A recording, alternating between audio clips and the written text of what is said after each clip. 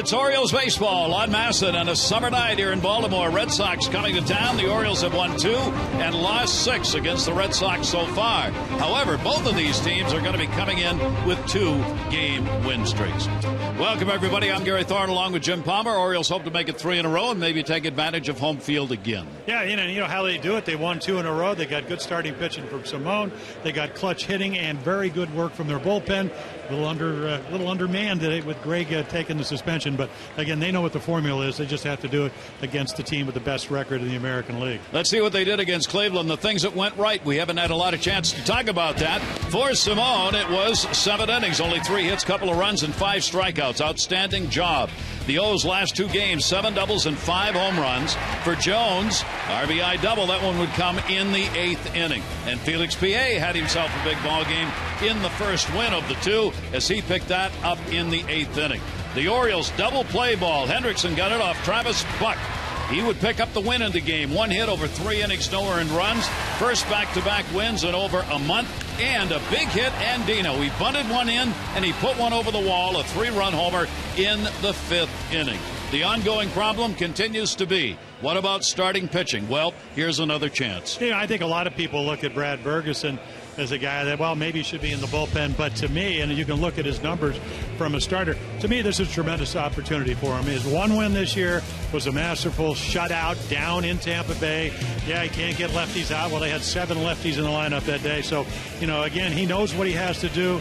And, again, I think one of the keys to the game tonight, sink or take an early shower because, again, this is the best offensive team in the American League. Hit not home runs, but just on base percentage and average, and they're very, very hot. And the Orioles continue with this roster shuffle that goes on. We'll talk about that during the game.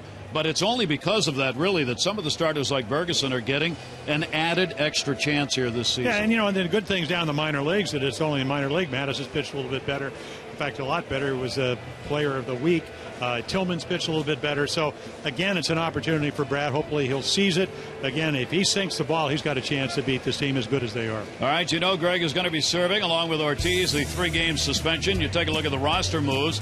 Atkins was optioned out, did not have a couple of good outings. He's gone back to AAA. Simone, of course, is on the restricted list. They think he's going to come back tomorrow from the Dominican. For Bell, he has been recalled. How long he stays here may depend on whether Simone gets back tomorrow or not. And Worrell is up. This is a veteran pitcher who's going to be used in the bullpen, and right now is a necessary element because the bullpen is depleted. Yeah, Koji Uehara would be the guy that you would go to, but he's pitched in 3 straight games, so we might see Worrell. I said, do you ever start a game? He said, no, but I can't relieve. We may see him tonight. And, yes, there were some incidents in Boston when these teams last played. Will that carry over? Who the heck knows? All we know is it's going to be a baseball game. We'll have the first pitch when we come back.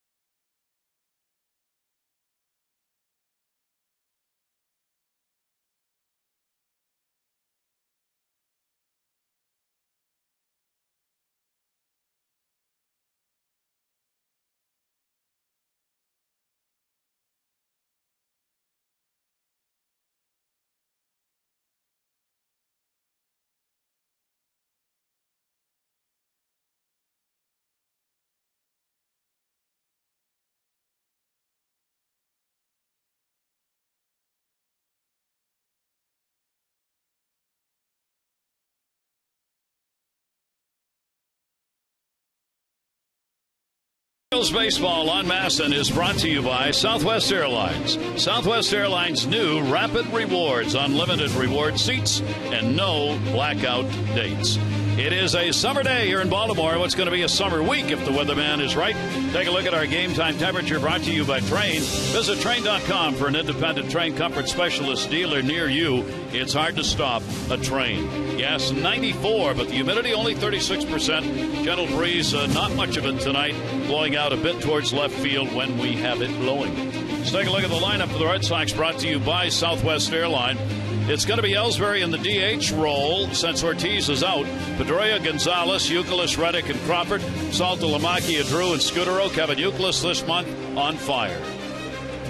Take a look at our scouting report for Brad Bergeson. Will seize the opportunity. Last start against Oakland back on the 28th of May.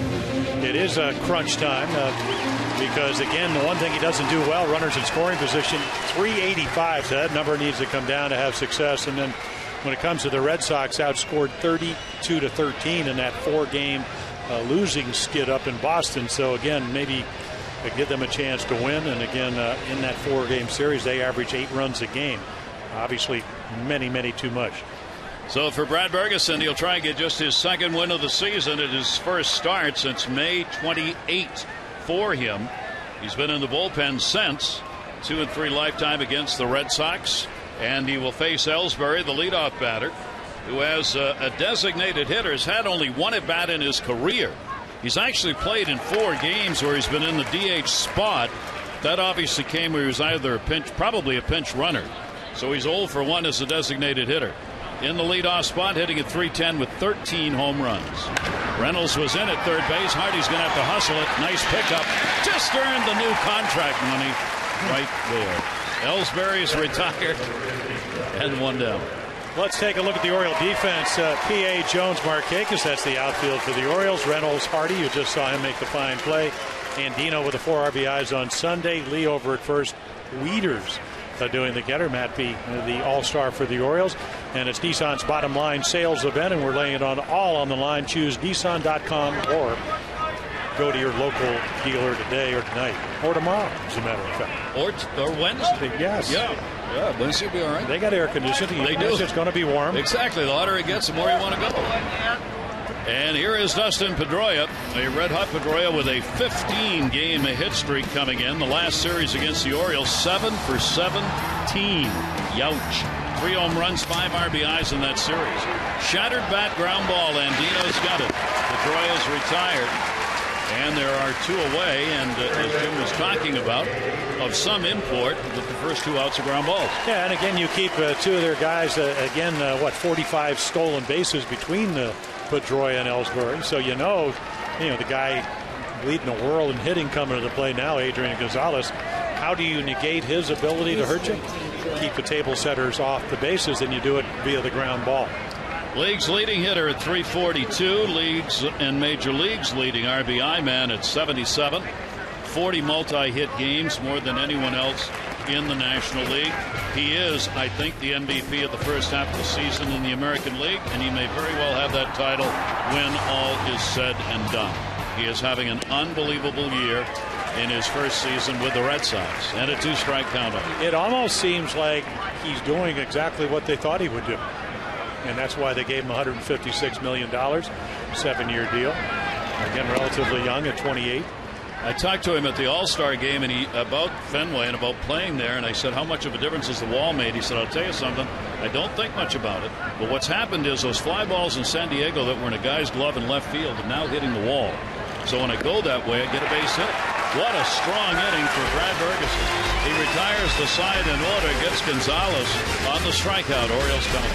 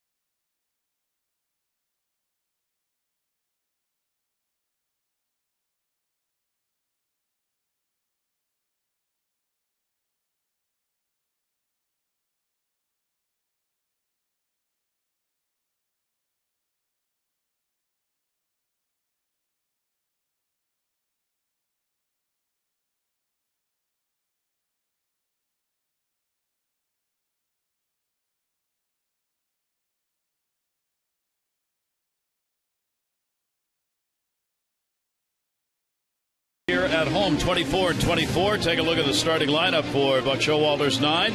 It'll be Hardy, Markakis, and Jones, Wieters, Lee, and Reynolds, Raimo, PA, and Andino. Nick, the American League Player of the Week last week with big-time numbers. And I was getting a report on Tim Wakefield, who's closed it in on 200 victories. He is a survivor. We'll get more to that because he, success in the big leagues, down to the minor leagues. He's ageless. He's going to turn 45 August 2nd.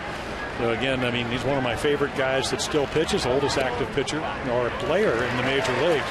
And he's still been able, and you can see there at about anywhere from 58 to 65 miles per hour to float that knuckleball in.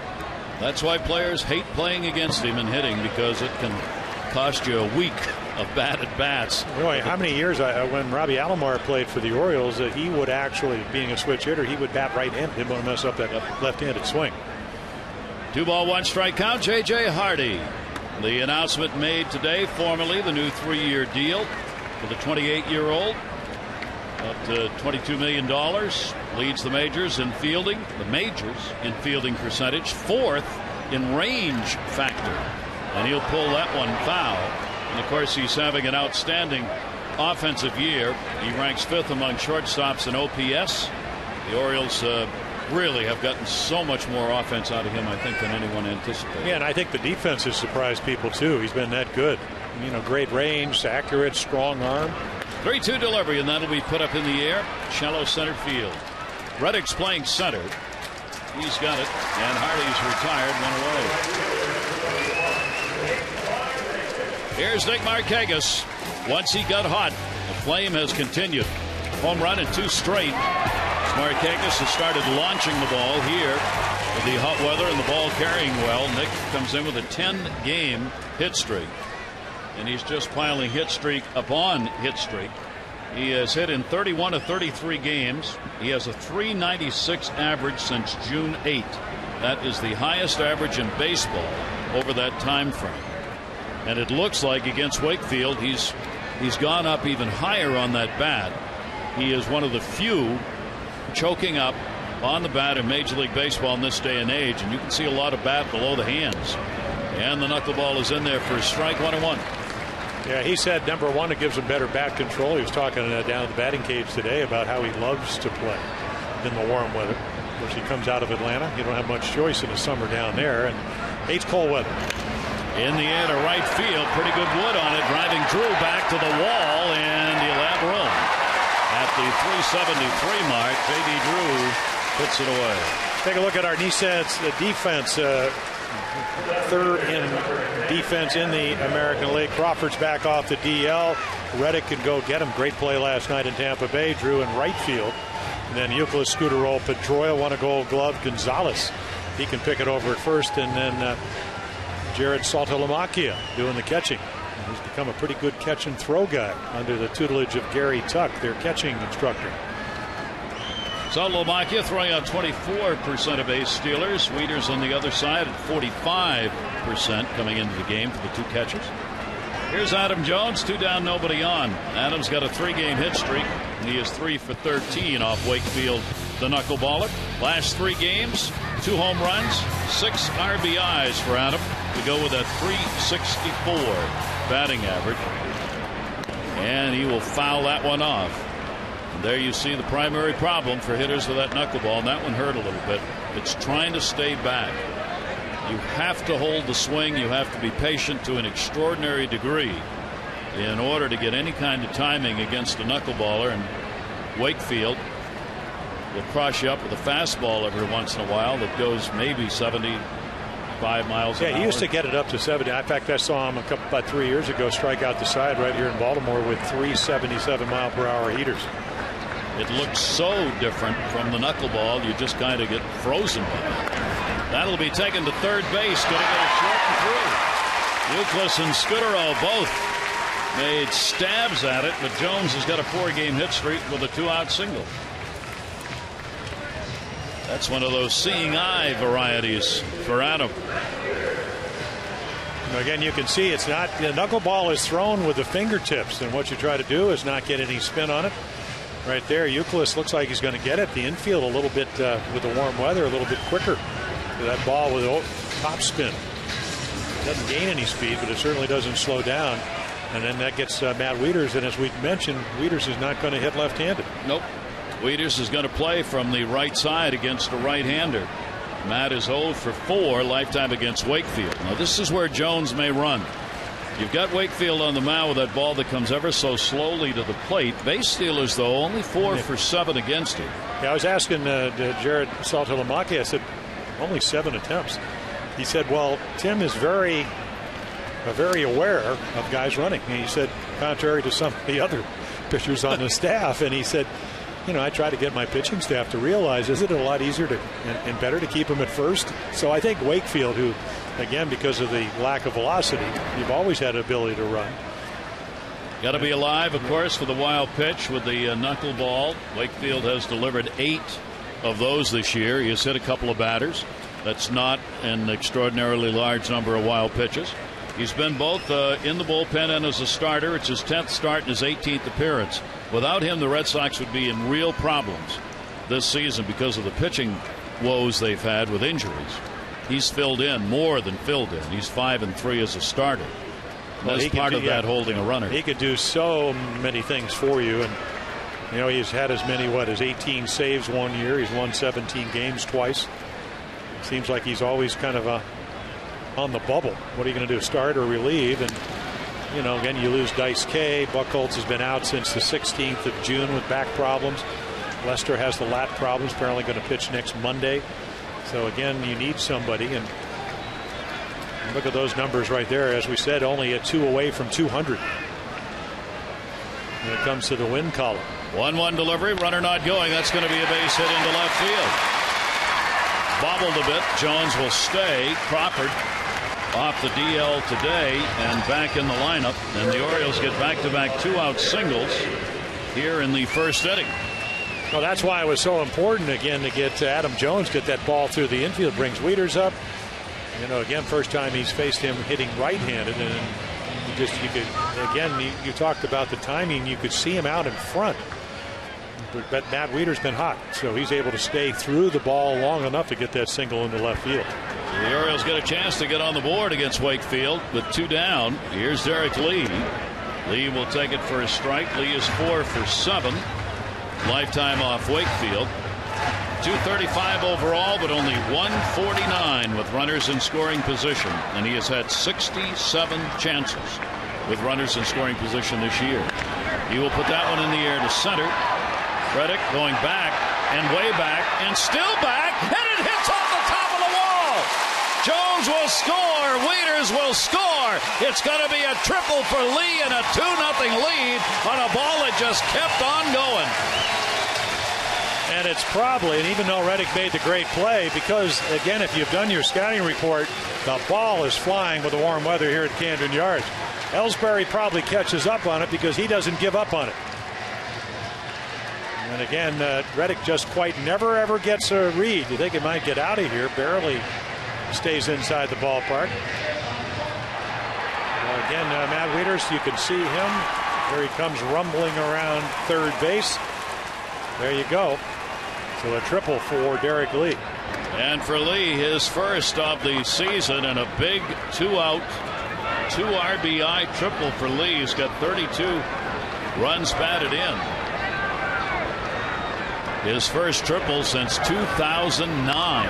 Ground ball to the hole, backhanded by Scudero off Reynolds, and a one-hopper played by Gonzalez to get the out. But the Orioles get a couple of runs, 3 hits, 1 left on, and have a 2-0 lead.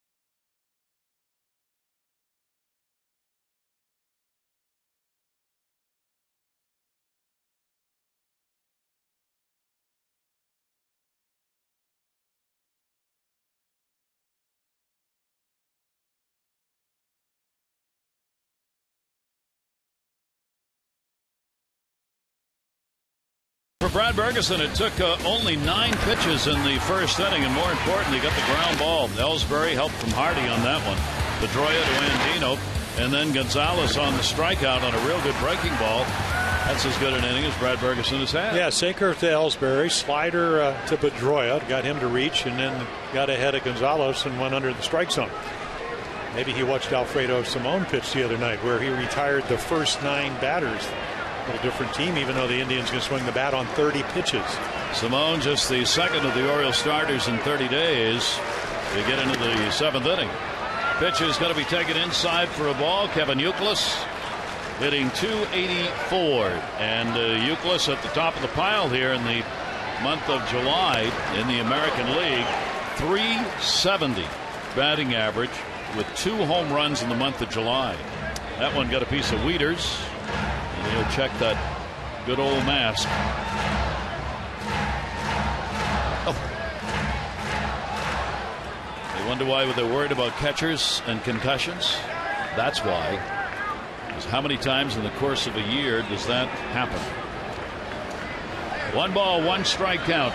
Youkilis only 2 hits and 15 at bats off Brad Bergeson. And make it Hardy. Oh, gotcha. Yeah, make it 2 for 16 on a nice play. Again, it got it up on the bat a little bit. So again, how hard that they hit the ball a lot of times allows your defense, if it's not hit too crisply, to make a good play. And who makes it? I mean, Hardy just seems to be where the ball is. Got a magnet. Yep. Number 1 fielding shortstop percentage-wise in the American League. 1 down. Here's Josh Reddick. Reddick has had quite a season against the Orioles. He's 5 for 12 with a home run. Limited playing time with injuries. Carl Crawford in particular, he got more time, and now with Crawford back, Sutton's been sent down.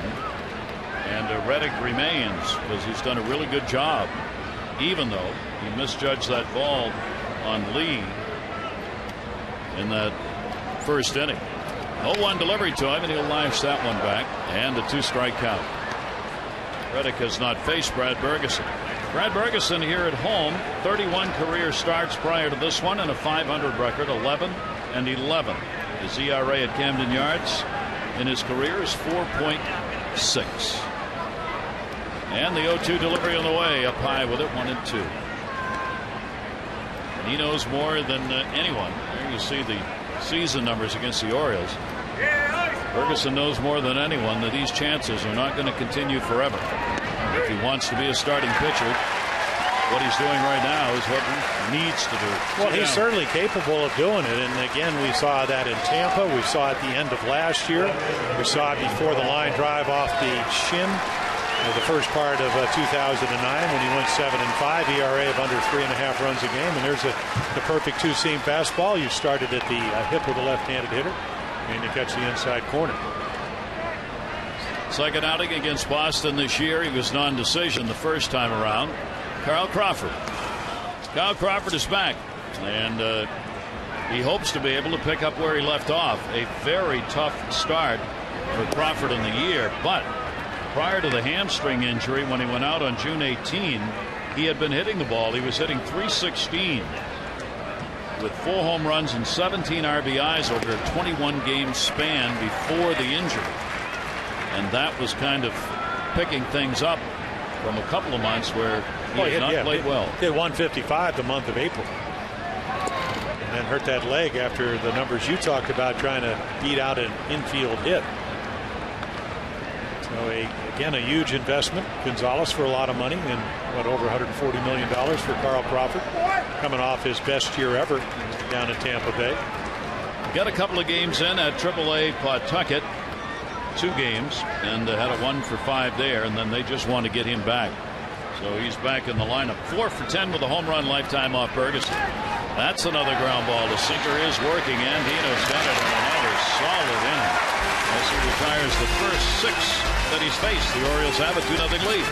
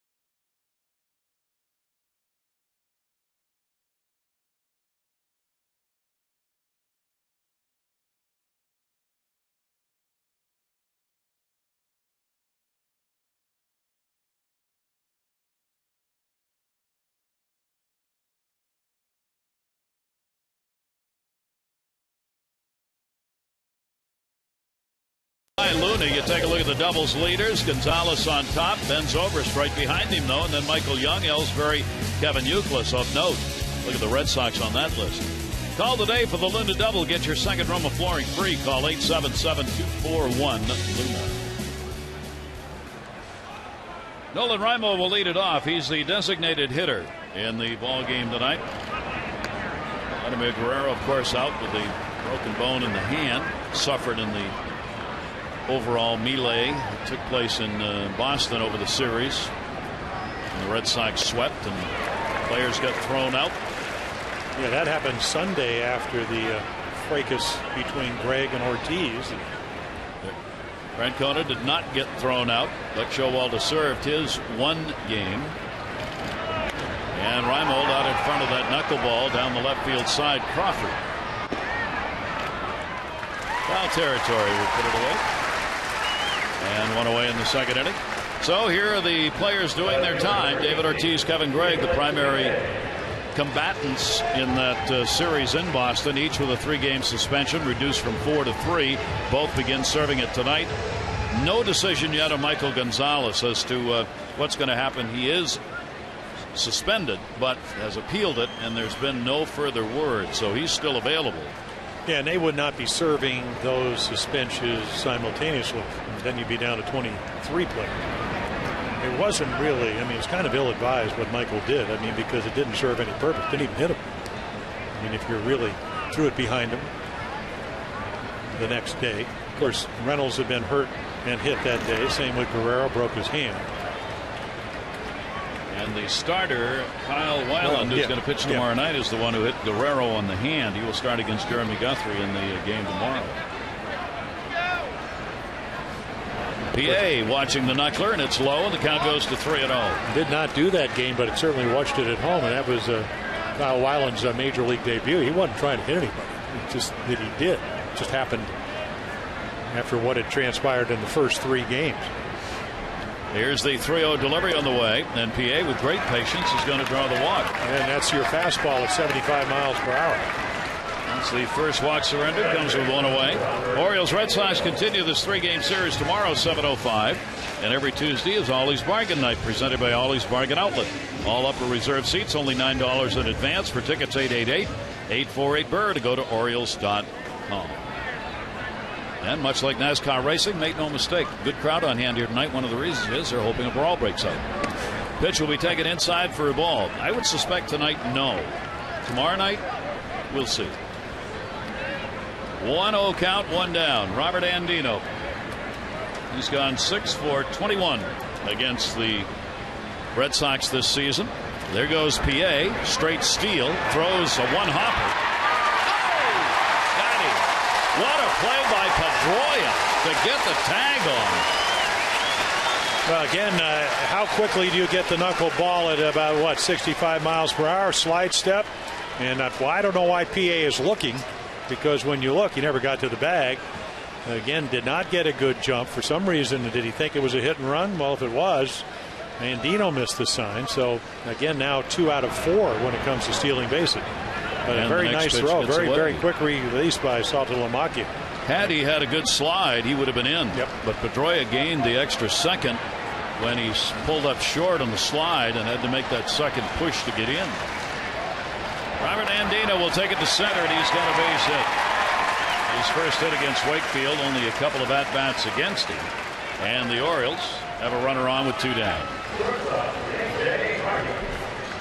Now Andino also will try and run here if he gets a chance. He's 2 out of 4.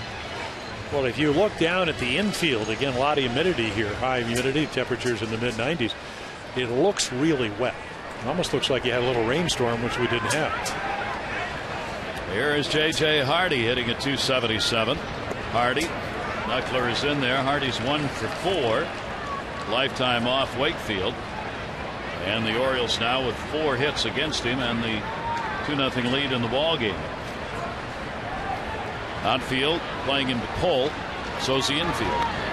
And the knuckler is up high. And a 1-ball, 1-strike count from Wakefield. Wakefield against the Orioles, 16-3 lifetime. Here in this ballpark, he is 10-5. His ERA here at Camden Yards, an amazingly good 3.29. 1-1 delivery on the way. Hardy reaching for it to short. Play to Pedroia from Scudero to get the force out. No runs, 1 hit, no errors, 1 left to complete at Camden Yards. Opening game against the Red Sox. Orioles up.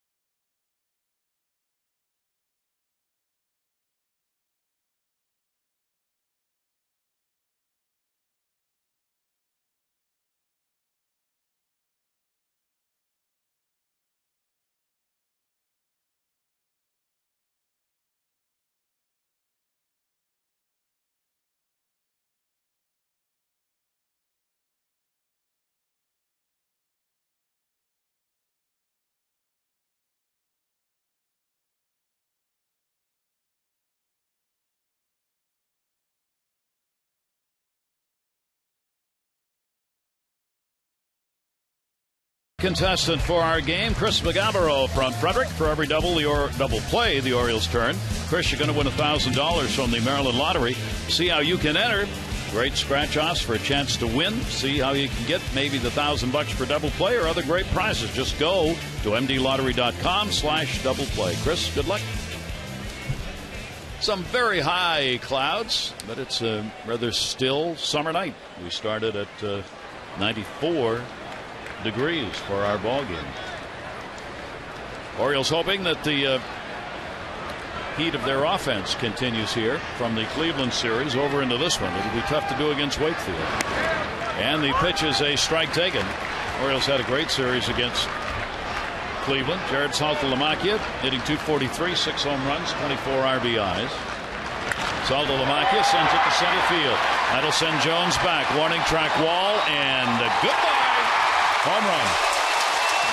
Saltalamacchia gets his second home run against the Orioles this year, and it is a 2-1 ball game. Yeah, career high 9 with Texas back in 2009. And boy, anytime you hit a ball well and get it in the air here at Camden Yards, you can see where the target is. It runs back over the middle of the plate. Adam Jones is going to make a valiant effort, but the ball just over his head by about 10, 12 feet. 7 home runs on the season for Saltalamacchia and his 25th RBI. And the Red Sox continue to get the combined production they had hoped for out of Veritek and Saltalamacchia. First fly ball that's been put in play off Ferguson. He had 4 grounders and a couple of strikeouts, and the first fly ball ends up leaving the yard. It is the 8th home run surrendered by Ferguson this season. Saltalamacchia likes hitting in this ballpark. He's got 3 lifetime home runs here at Camden Yards. He was a big culprit. Again, those. Let's see. It was 6-3 going in the 7th inning. He had a couple of extra base hits and a home run late in that ball game. J.D. Drew has had good luck against Ferguson. He's 7 for 21 with 2 home runs against the Orioles right-hander. Drew hitting in the number 8 spot with Scudero waiting on deck. Here's the 2-1. And that pitch is going to miss, and he falls behind on Drew. 3 balls and 1 strike. J.D. Drew this year 5 for 23 in the 8 games these teams have played. 3-1 delivery, and that's it in the air to right center field. That ball is deep. Jones has room and makes the catch. Just a light tap against the wall and hauls it in.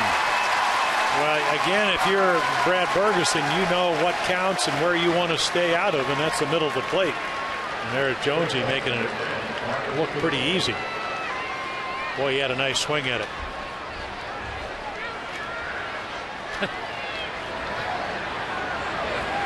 Tell by Drew's look, I thought I had that. We mentioned this is very much like Fenway Park now. Every ball in the air, your heart starts fluttering. If you're a pitcher, fans go to their feet. Marco Scudero, and he will take it for a strike. Scudero comes in with a 4-game hit streak. He's had a couple home runs during the 4-game hit streak. Scudero getting back at short after missing some time because of an injury, oblique strain, and he will take that pitch and it will miss. 1 ball and 1 strike on it. So Brad Bergeson, after getting the ground ball outs and retiring 6 in a row. First fly ball, Saltalamacchi hits it for a home run, and then Drew almost got one on the second fly ball. That's going to be a base hit into left center field. Scudero's got a 5-game hit streak, a 1-out single.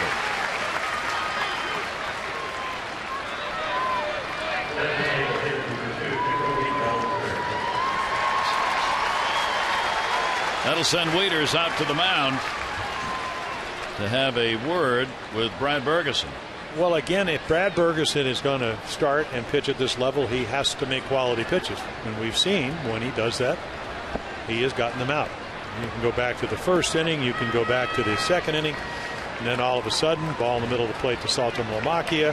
The ball that Drew hit, we thought that was going out, and then right there, he got a ball in the middle of the plate to Scudero, and this team too good to do that. Plus, he hasn't established his changeup yet, and we're in the 3rd inning.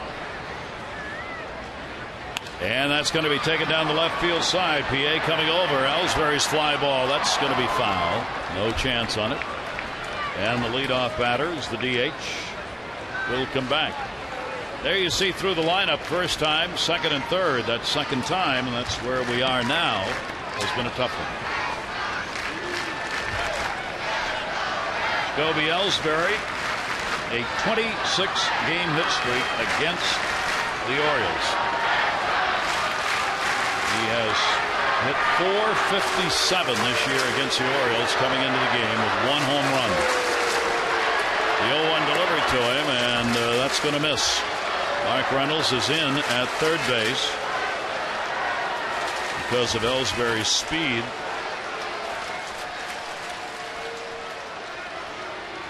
And he's on the grass. There's Reynolds. Because if you give Ellsbury a chance, he will lay it down. Here's the 1-1 delivery to him. Good pitch on the outside corner. Yeah, perfect pitch. Well, Jacoby Ellsbury is the perfect leadoff guy. High on base percentage, home runs. Again, 13. Starting to, Dave Magadan, their hitting instructors, always said he's got about as much power as anybody. He just has to get more comfortable with his swing, which is obviously the case. Ellsbury will rip that one over the glove of Reynolds. That's a base hit. PA comes over to play it. So 4 batters have come up in the inning. A home run and 2 singles have been recorded. Nice, awfully good 2-strike attack. Just try to make contact. And again, that ball wasn't on the corner. It was in the middle of the plate, 93, knee high. Now the hero of last night's game, and as baseball fans know, although many didn't see the end of it, it took 5 hours and 40-plus minutes, 5 hours 44 minutes to be exact last night. The Sunday night game where the Red Sox came away with a 1-0 win. An incredible ball game in which Dustin Pedroia at 1:54 in the morning delivered the only RBI of the ball game, and it would prove to be enough. And the Red Sox, they are the first team since 1919 to hold an opponent to 3 hits or less in a game that goes 16 innings. Last night, it was unbelievable how neither team could get anything done. The Red Sox left 17 on base. Down the line, it is a foul ball. 1-1. Yeah, Pedroia was talking about the fact that he said there were a number of balls hit. He hit one of them early in the game. He said Evan Longoria, it seemed like it was cold in Tampa Bay in the ballpark. And he said balls didn't seem to carry. Now, Josh Beckett, of course, started for the Red Sox. He only gave up an infield hit in 8 innings. and that was in the first inning. Teams combined for 8 hits in the game. Here's the 1-1 delivery, and the pitch will be taken up high. Well, again, go back to that, to me, a very telling number, 385 with runners in scoring position. This is where you need to make a quality pitch against a guy that, as you mentioned, comes in with a 15-game hit streak. 411 in the month of July with 6 home runs. Here's the 2-1 delivery to him. He'll foul that back. The Red Sox have some red-hot bats in the month of July coming into the series. Terry Francona's team is #1 in the American League in runs and average and on-base percentage and walks, and they are 3rd in home runs. And you see, entering July here, you got Pedroia at the top, Jacoby Ellsbury, Kevin Youkilis on the list, Nick Markakis not far behind, but 3 Red Sox on that list. That's going to go to short. It's a base hit. Scudderell's got to come around. PA's got no chance. And another seeing eye single. Pedroia gets the RBI and the game is tied. Well, the ability to make contact with 2 strikes. We've seen Ellsbury do it. He sliced one into left field. Pretty good breaking ball right here. I'm sure you can see Hardy up the middle. He's more expecting him to hit the ball to center field. So that slider sneaks into left field for the tying run. And Pedroia on that league leaderboard, brought to you by Lexus of Towson, Baltimore area's #1 Lexus dealer, who invites you to come see why they are #1. So the Red Sox here in the 3rd inning have tied the ball game up. They've also tied the Orioles in hits with 4. They have runners at first and second and only 1 away in the middle of the order. Here is Gonzalez, RBI leader. Gonzalez 356 with runners in scoring position, 6th best in the American League. And he will take the pitch inside for a ball. Other thing here in this inning, Jim, is that the first pitches have been ball 1. Yep. Getting behind and then ending up in the middle of the plate. And again, to the Red Sox credit, they've done a nice job. They haven't overswung. They've made contact, and they've used the whole field. That's going to be to left field. PA's not going to have a chance on that. Great break, Ellsbury. He'll score easily. And it is a 3-2 Red Sox lead as Gonzalez gets his 78th RBI.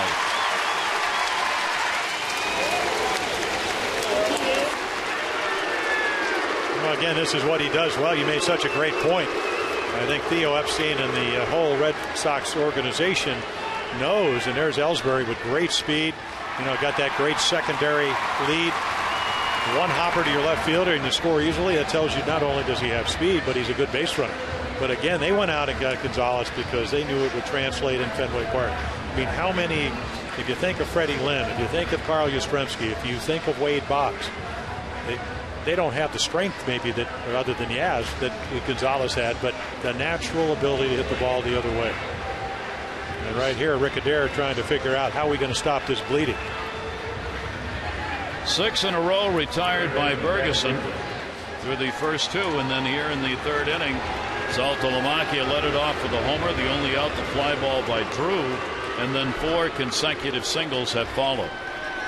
Now Kevin Youkilis, who grounded out on a fine play made by Hardy. Youkilis stands in. Runners remain at first and second base. Youkilis hitting .330 with runners in scoring position. And already warm-up action as Troy Patton gets up for the Orioles. And the much other recall, but little used. Right, and the other side of the problem for Brad Ferguson and the Orioles is not only the runner in scoring position number, but the ability to get on base if you don't throw strikes. You know, he's getting on base over 40% of the time. And the pitch will be taken away. The Red Sox have 4 of the top 10 in walks in the American League, as they've got Pedroia, Youkilis, Reynolds, 3 of the top 10, sorry. With the Kevin Youkilis 52 walks, he is 7th. That one to right field at Markakis. Runner tagging at second base, Pedroia. He will head over to 3rd as the second out's recorded.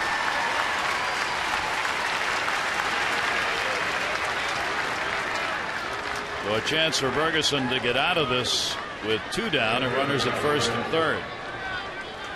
By the way, the 3-2 lead on the single by Gonzalez. He also happens to have more go-ahead RBIs than anyone else in the American League. I mean, his numbers just seemingly never end. He is having a season unlike many we've seen.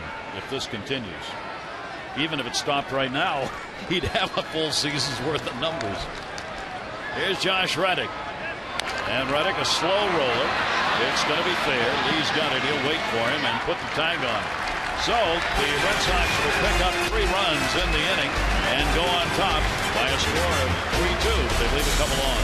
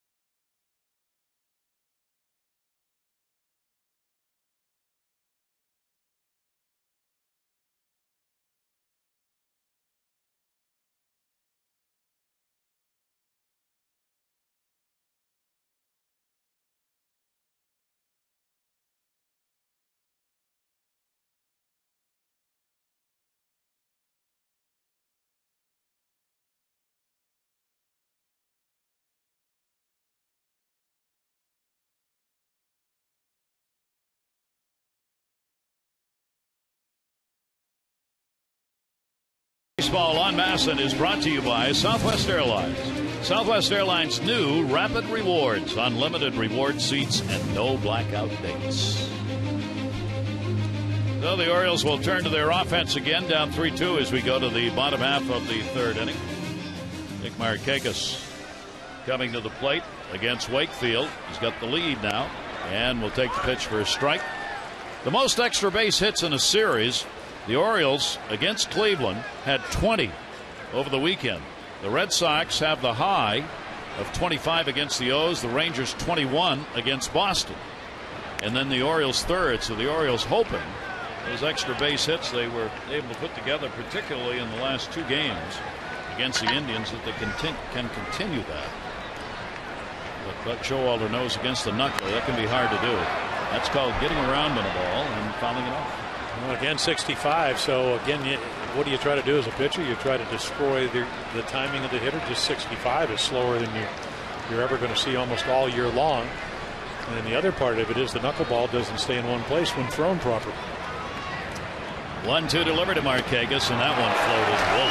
So he took a little off. 65, so foul ball, pulls the string all the way to 61. And we've seen him throw it as slow as 58 miles per hour. And watch this ball dance. You think you hit off Hoyt Wilhelm, who's in the Hall of Fame. Boy, you think you got him centered. Watch that ball. No spin whatsoever. Just floating aerodynamically to the home plate. It's kind of like repelling.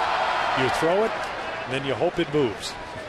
And you will see catchers do what Saltalamacchia is doing, catch in reverse, if you will, on top of the ball rather than under it.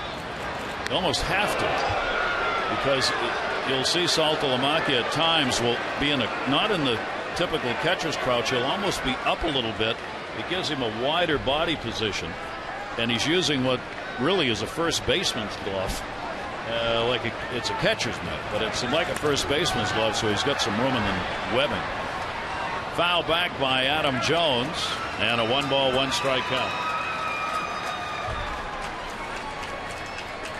There you see that glove with the big webbing, so it gives you some room to just trap the ball. I mean, that is a first baseman's glove, the way it's made. Here's the 1-1 delivery. You used to have that big glove when Wilhelm was catching, that huge overwrought glove where you just kind of put it up and hope to block the ball. You bring it out with both hands. Yeah. It was an enormous glove, so big it got outlawed in size off the fists in foul back. And a 2-ball, 2-strike count. See the positioning. You really have to be ready behind the plate to move. Yeah, and there's really, he kind of just doesn't give you a target per se on the corner. It's a lot of times the glove doesn't even come up. Just throw it somewhere to my chest protector. See, there's no target. I mean, Wakefield has no idea where it's going. Saldo Monke back, and there'll be no play. Well, even though, you know, I think the most important things in the times that I've talked to him, and I knew he was a smart guy when he came in early. They got in about 6:30 this morning. He flew in. Crawford, of course, was with him because he came off the DA. Yeah. So they got in here yesterday, and I'm not sure they watched the whole entire game till 2 o'clock last night. There's their skipper, Terry Francona. But what Tim Wakefield says is that what I have to do with my knuckleball is stay behind it. When I get off to the side, it just doesn't knuckle as well. And that's when he gets into trouble. 2-2 delivery, and Jones will ground that one to third. Euclid on 3 hops. 2 down. Birdland Tradition returns on Friday. The first 25,000 fans, 21 and over, will get that O's floppy hat presented by Miller Lite. Don't miss the annual fan favorite just in time for the hottest part of summer. 888-848-BIRD or Orioles.com for details. It's coming up on Friday, floppy hat night. It is a camouflage hat, too, by the way. We wanted to point that out. About time. Yeah. It took you about 5 or 6 weeks to get to that. Matt Wieters will take it for a strike.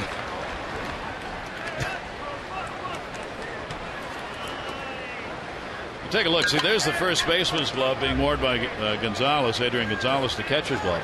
Not much difference. In fact, catcher's glove looks more like a first baseman's glove than Gonzalez's glove does. 1-1. The idea is just to have that deeper pocket. For a first baseman, it's about being able to dig the ball out of the dirt. For a catcher, it's just about catching the knuckler. And that is in there. I think that was actually a straight pitch. Wieters can't believe it, and it's 1-2. That's it. 77. He humped up on this one. Look at this. So Matt turn around, talk to somebody.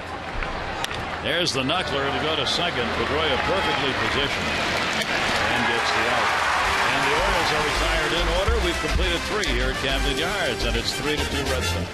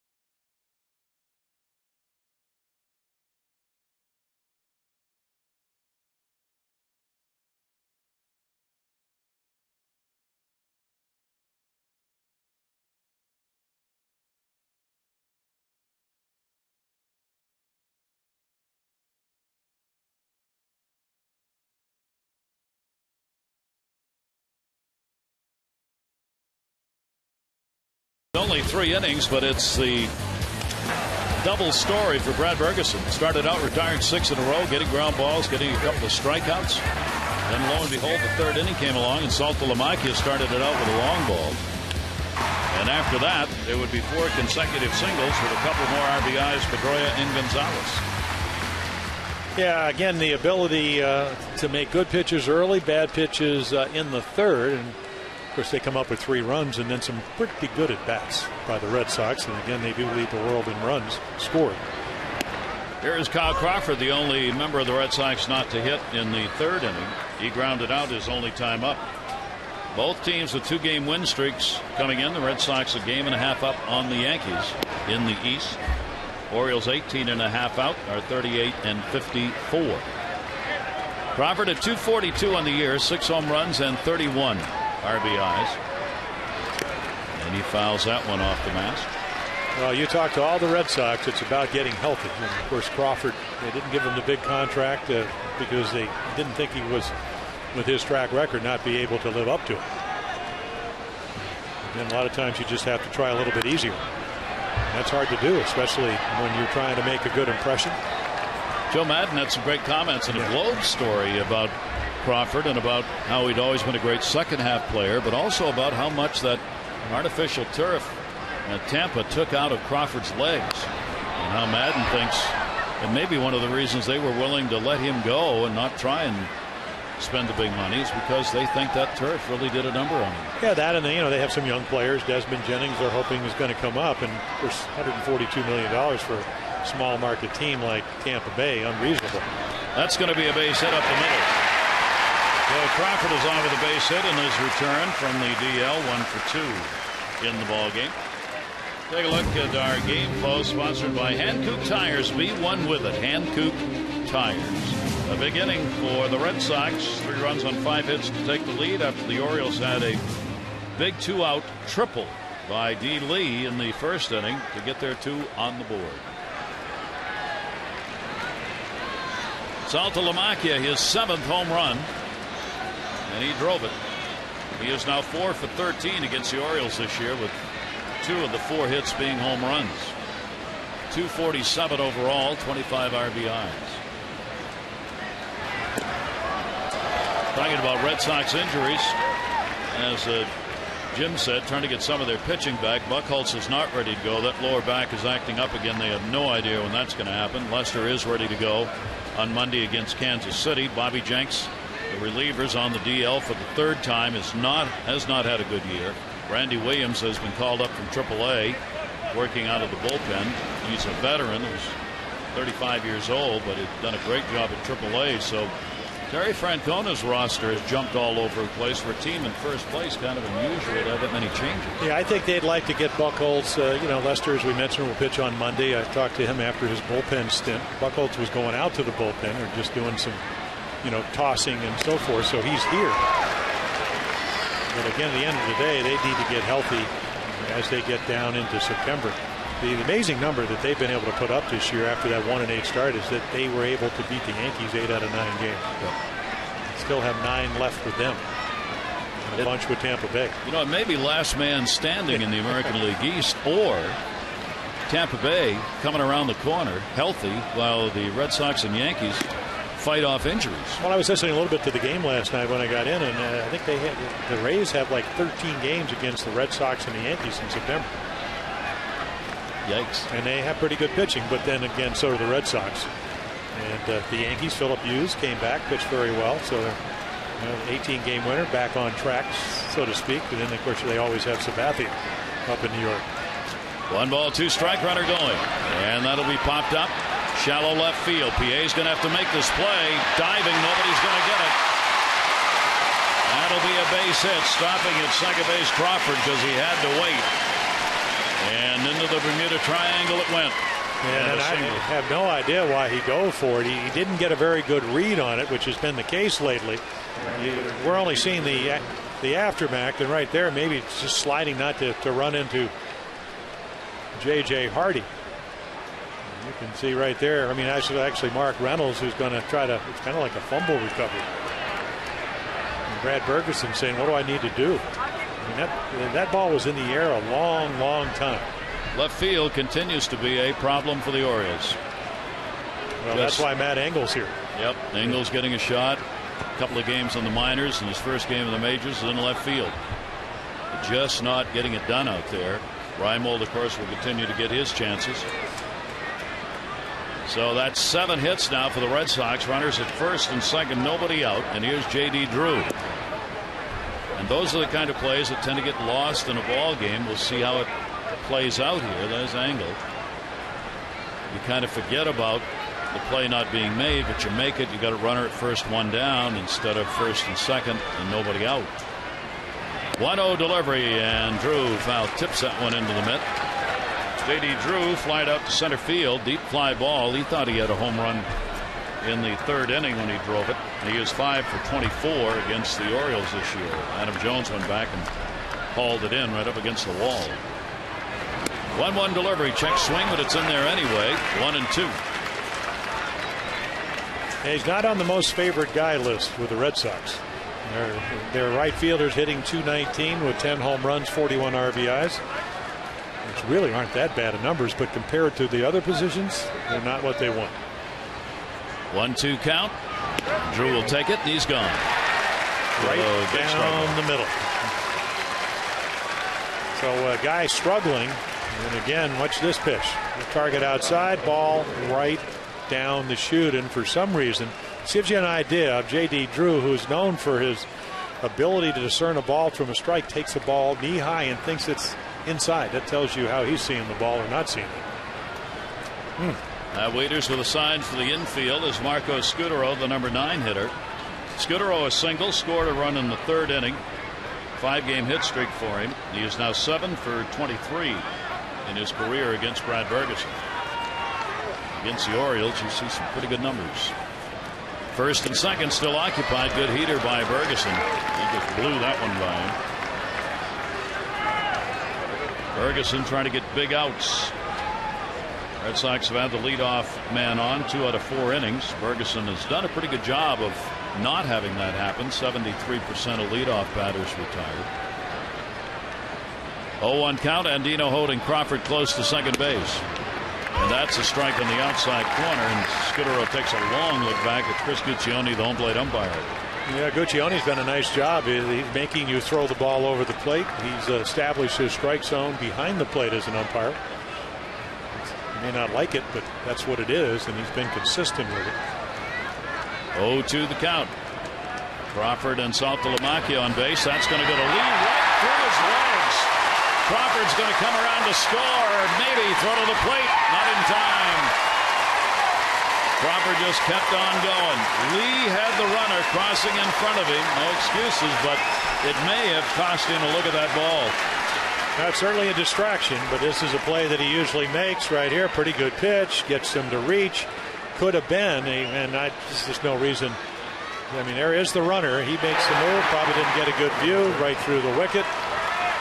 Strong throw, but again, Carl Crawford running all the way with only 1 out. So again, a huge play to double up the Orioles 4-2 by the Red Sox.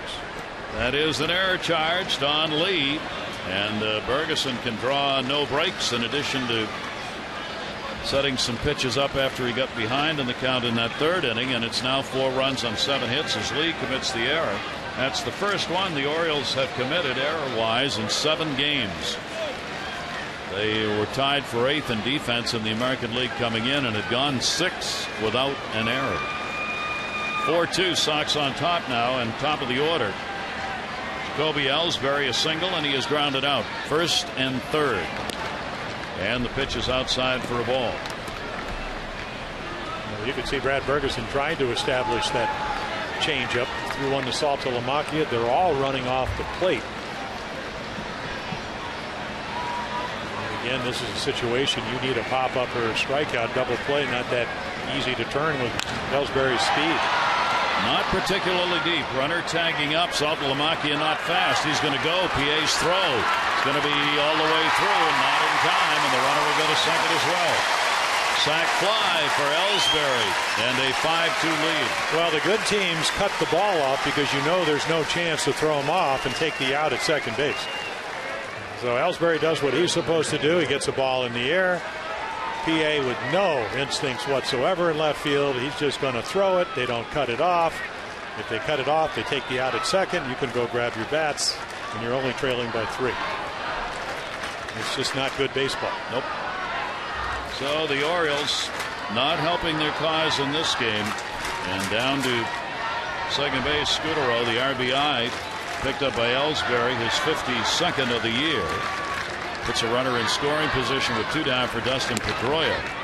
He'll take the strike. Pedroia an RBI single. 1 for 2. A 16-game hit streak for him.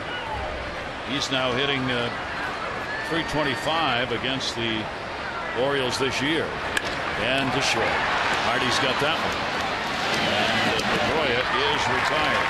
But another couple of runs added. They do it on 2 hits and an error, leaving a base runner on. 5-2 Boston.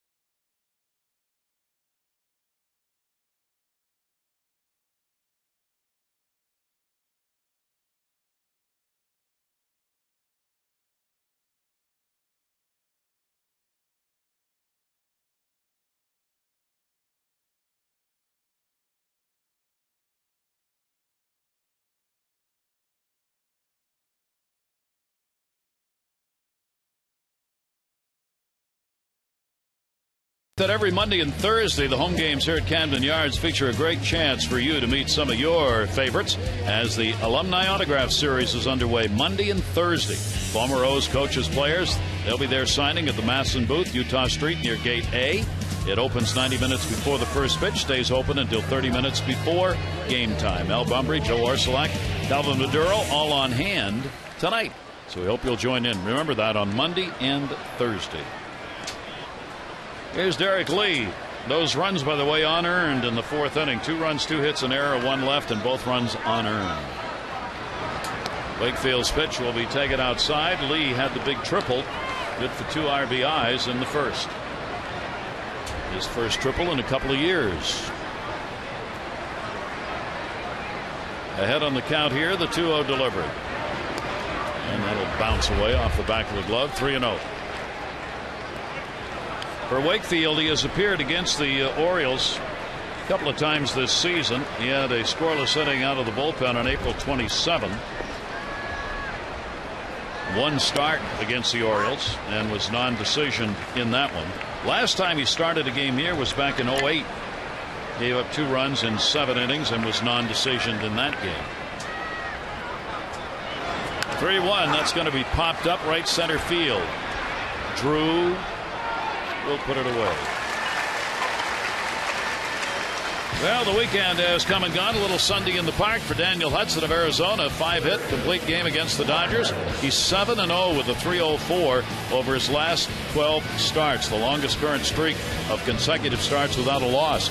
Freddie Freeman, great young ball player in Atlanta, 10th MLB rookie this year with a walk-off RBI. And Jim Thome got number 596. Does he love Sundays or what? He has hit safely in the last 16 games that he's played on Sunday, going back into last year. And congratulations to Thome as he moves up on that home run list. Yeah, the Orioles will go to Minneapolis on the 22nd of August. So I wonder if he'll have already passed 600. My guess is yes. Yeah, well, good chance. Yep. And they're not cheapies. No, he hits home runs that are worth looking at again. And they're not done with juiced up balls like the home run derby. 1 ball, 1 strike count. And the floater is going to miss up high, maybe inside. One of my favorite events of the year. I had to do it in 3D. Did you really? You talk about a headache. Oh my gosh. 2 ball, 1 strike count. And that'll be fouled off. Well, I was up in Seattle when they played the All-Star game up there, and it was just amazing. I mean, they're hitting them off the top of the restaurants up there. And, I mean, it's kind of spectacular on a sun-splashed day, but yeah. But Showalter just Oh, he loves it too. He's called it unwatchable. Publicly, by the way. Yeah. 2-ball, 2-strike count on Reynolds, who grounded out his first time up. And he tried to wait, pops it up, shallow right, Drew coming. Yeah, Gonzalez did it. And Adrian Gonzalez says, "Come on, boys, help me." I remember talking to Adrian. He was a high school quarterback. I said, "Were you a pocket passer?" He said, "I never left the pocket." He's going, "Come on, help me." Why get hurt? Yeah, just drive in runs. So a couple of fly balls to right field, one towards center, one towards the right field line. Nolan Reimold, designated hitter in this ball game. He flied out in his only at bat so far. 2 down and nobody on, and Wakefield inside to him. Now we talk about players getting chances. In the case of Brad Bergeson pitching, it's also the same for Nolan Reimold in left field. That ball's going to be tapped. Scudero just got him. Good by Scudero to get the out. 1, 2, 3 innings. It's going to be 7 in a row retired by Tim Wakefield.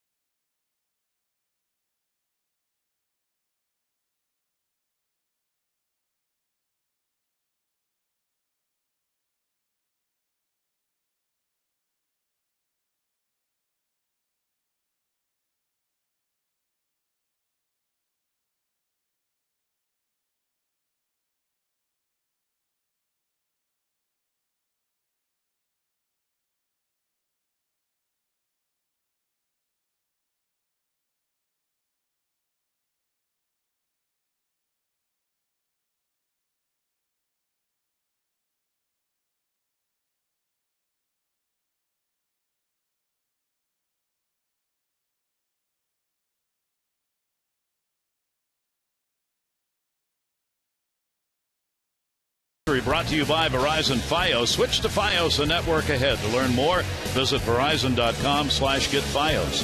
1882, Louisville pitcher Tony Mullane. He threw with both arms in the game, obviously at different times. He did not use a glove in that game. It was played in Baltimore at Newington Park, and he lost the game. 1921, Babe Ruth, the all-time home run leader, as he passed what was then the all-time mark of 139 home runs. Imagine. And in 27, Ty Cobb, the first Major League player to come away with 4,000 career hits. All on this date. Here is Gonzalez. He has an RBI single, and he has struck out. I don't know where Newington Park in Baltimore would have been. 1882. It's double-A ball.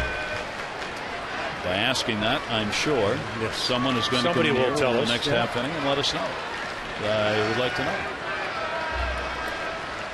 Brad Bergeson trying to settle it in. 3 runs in the third, 2 unearned runs in the fourth. PA. Gonzalez retired. If you missed the Oriole changes today, Orioles have placed Alfredo Simon on the restricted list. They think he will be back tomorrow from the Dominican, try and take care of the legal issues there. Josh Bell has been called up. His stay will depend probably on whether Simone gets back or not. And right-hander Mark Laurel has been called up from the Tides to be used in the bullpen. And a strike taken by Youkilis. There are the numbers. Yeah, I asked talk to Mark Laurel, just strictly a bullpen guy his whole career, and then Bell with a 16 home runs. So you like that you get a little power down in your AAA affiliate, and that's a big ballpark. Not that he plays all his games there, so it's good to see him back in the big leagues. Euclid pops out to lead. On Sunday, July 24, your kids can live out their big league dreams as fans 14 and under are invited to run the bases after the 1:35 Orioles-Angels game. To get your tickets in advance, 888-848-BIRD or Orioles.com. That's coming up on Sunday. Kids can get out on the field and run the bases.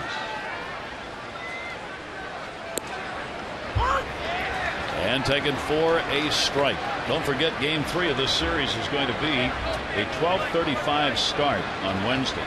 Jake Arrieta, Andrew Miller are the scheduled starters in the third game of this series. And the second one is tomorrow night. 2 down, nobody on. Jake Arrieta hoping to find the winning side of it again. Andy McPhail saying today, as part of the press conference with J.J. Hardy and his new deal, that he expects the Orioles' young pitchers who have really struggled in the last couple of months to get back into the form the Orioles hoped they would be in. Ryan Mattis included, Arrieta included. That one is golfed, and it is home run. Goodbye off the fair pole. Reddick. It's his second home run against the Orioles this year, and it is a 6-2 game. Well, it's nice to have a high-energy young player come out of the minor leagues. And talked about Josh Bell. Well, this is Josh Reddick.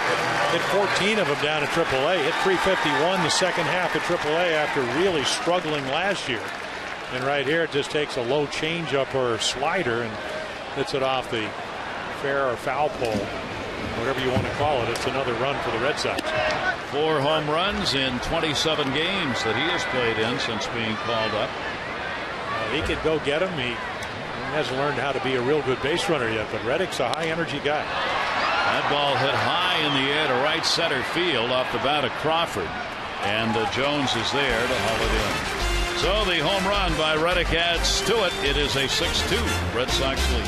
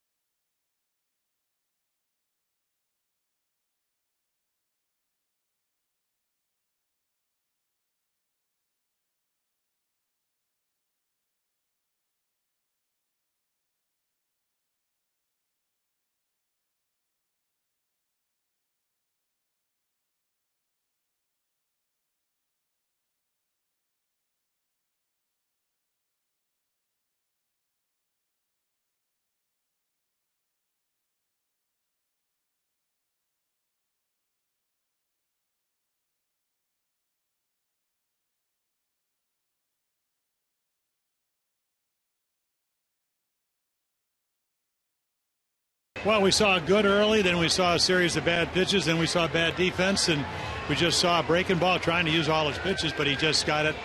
And I know this because I used to do it every once in a while, down and in, and they just, Reddick just scoffed it off the foul pole. So, again, we're going to have to see kind of what we saw on Sunday, where you give up some early runs, and then all of a sudden you're going to have to see some offense. The Orioles certainly capable of doing that, but again, as you get into the game, Gary, as you know, the back end of the Red Sox bullpen is pretty good.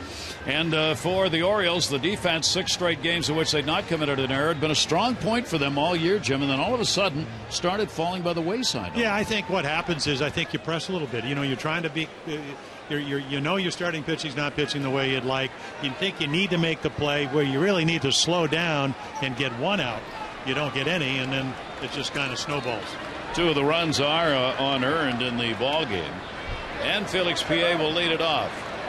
Pie hitting at .220 on the year.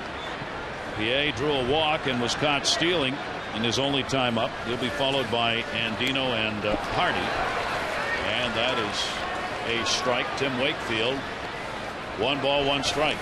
Of course, Wakefield with a knuckleball, so long as the knuckler is working, he can pitch from now until he turns 75. Yeah, the issues for him, Gary, have been the fact that he would have back problems. Had that last year and the year before. Some leg problems. Of course, anytime you get a nerve problem in your back, it'll transfer. So, again, as you get older, I mean, just the simple things you take for granted, covering the base, being able to field your position, become more difficult. That one will be taken, and a 2-ball, 2-strike count. PA, the only walk. Amazingly, I think for any knuckleball pitcher in Wakefield, he's only surrendered 26 walks in the 85 innings that he's worked this year. 2-ball, 2-strike count. And PA way out in front of it. He gets away. He's got a chance at first. Saltalamacchia not able to get it there. Pedroia right behind Gonzalez. So it will be a wild pitch. That'll be the 9th thrown by Wakefield. A strikeout wild pitch allowing PA to reach. Yeah, when you're down 6-2, you just need to get base runners. And right here, good knuckleball. In fact, so good, Jarrett couldn't put the glove on it. And there's Pedroia right behind him. No angle really to get PA, who is streaking down the line. So again, you better mount your attack, and you better get into the bullpen as quickly as you can. Well, I take it back. They've called it a pass ball. So Saltalamacchia charged with a pass ball, no wild pitch. And it is in there for a strike to Robert Andino. Andino with a single, his first time up. Andino, of course, getting the big home run, 3 RBI shot, drove in another with a bunt in the ball game yesterday. The last person to do that was Frank Robinson, to have an RBI on a homer and an RBI on a bunt in the same game. Frank Robinson did it in 1970 against who else? The Red Sox. Robinson did it at Fenway Park on June 25 of 1970 with a bunt RBI and a home run. 0-2 count. Andino will foul that one back. And don't forget, Masson is giving away 30 prizes in 30 days, including signed jerseys, other Orioles gear. All you got to do is visit facebook.com/MassonOrioles to win. Andino hitting at 263. PA caught stealing back in the second inning is the runner at first base. Here's the 0-2 delivery, swung on and missed. Third strikeout for Wakefield. He's got it dancing this time, Saltalamacchia, and you could see it starts about at the letters. And just let's see if we can track it as it gets into the zone. That's what Robert Andino is trying to do, and again he just misses it. It's like the invisible baseball. It just darts away. Our Volkswagen Super Slow-Mo brought to you by the Volkswagen Autobahn All event. Hurry in before the deal runs out. Here's J.J. Hardy. 0 for 2, but he got that one in. Goodbye! Home run! He's done it again. J.J. Hardy with a 2 RBI homer puts the Orioles right back in at 6-4. So you take advantage of the pass ball, and then you jump on a high knuckleball that doesn't knuckle. The problem with the knuckler, when it doesn't knuckle, it rolls. It just stays right in that zone, and you can see Tim Wakefield, he doesn't even put his, he just puts his head down and doesn't even look at it. So the season of Hardy continues, his 14th home run, and RBIs 35 and 36. And here's Nick Markakis, who has an 0 for 2. That's the 12th home run surrendered by Wakefield, with 9 of them hit by right-handers. And Hardy, right when the Orioles needed it, it's a big hit. And it'll be fouled off by Markakis. Yeah, and a 2-strike. About a 92-point difference. Righties hit him much better than lefties. Lefties under, he's coming into the game under 200 at 197. But as you mentioned, the righties with almost at 290 with now 9 home runs. Here's the 0-2 delivery on the way. Markakis got jammed on that one down to first. Gonzalez will go to the bag. And there are 2 down. Tune in to the Mid-Atlantic Sports Report Monday through Friday at 5:30. Tom Davis, Phil Wood, Mel Anton, and Rob Long discuss the hot topics all around the world of baseball. You get look-ins at the O's and the Nats during BP. Check it out, 5:30 right here on Masson.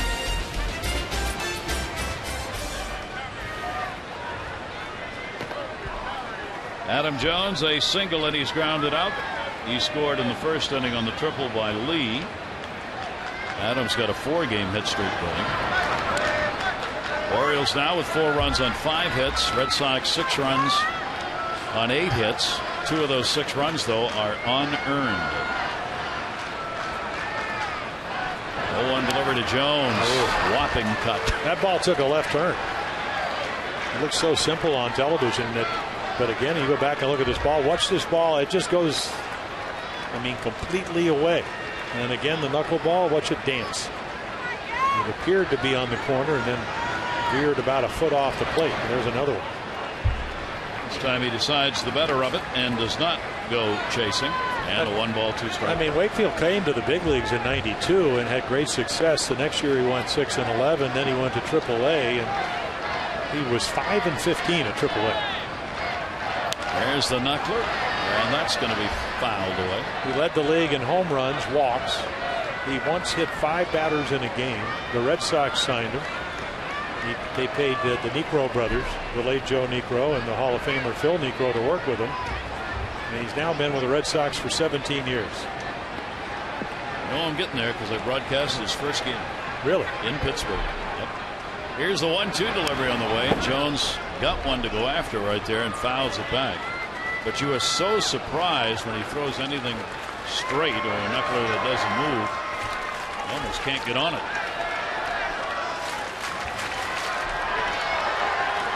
There it is.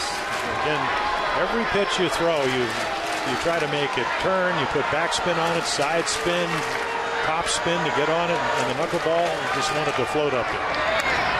Towering fly ball down the line, and it will be fouled.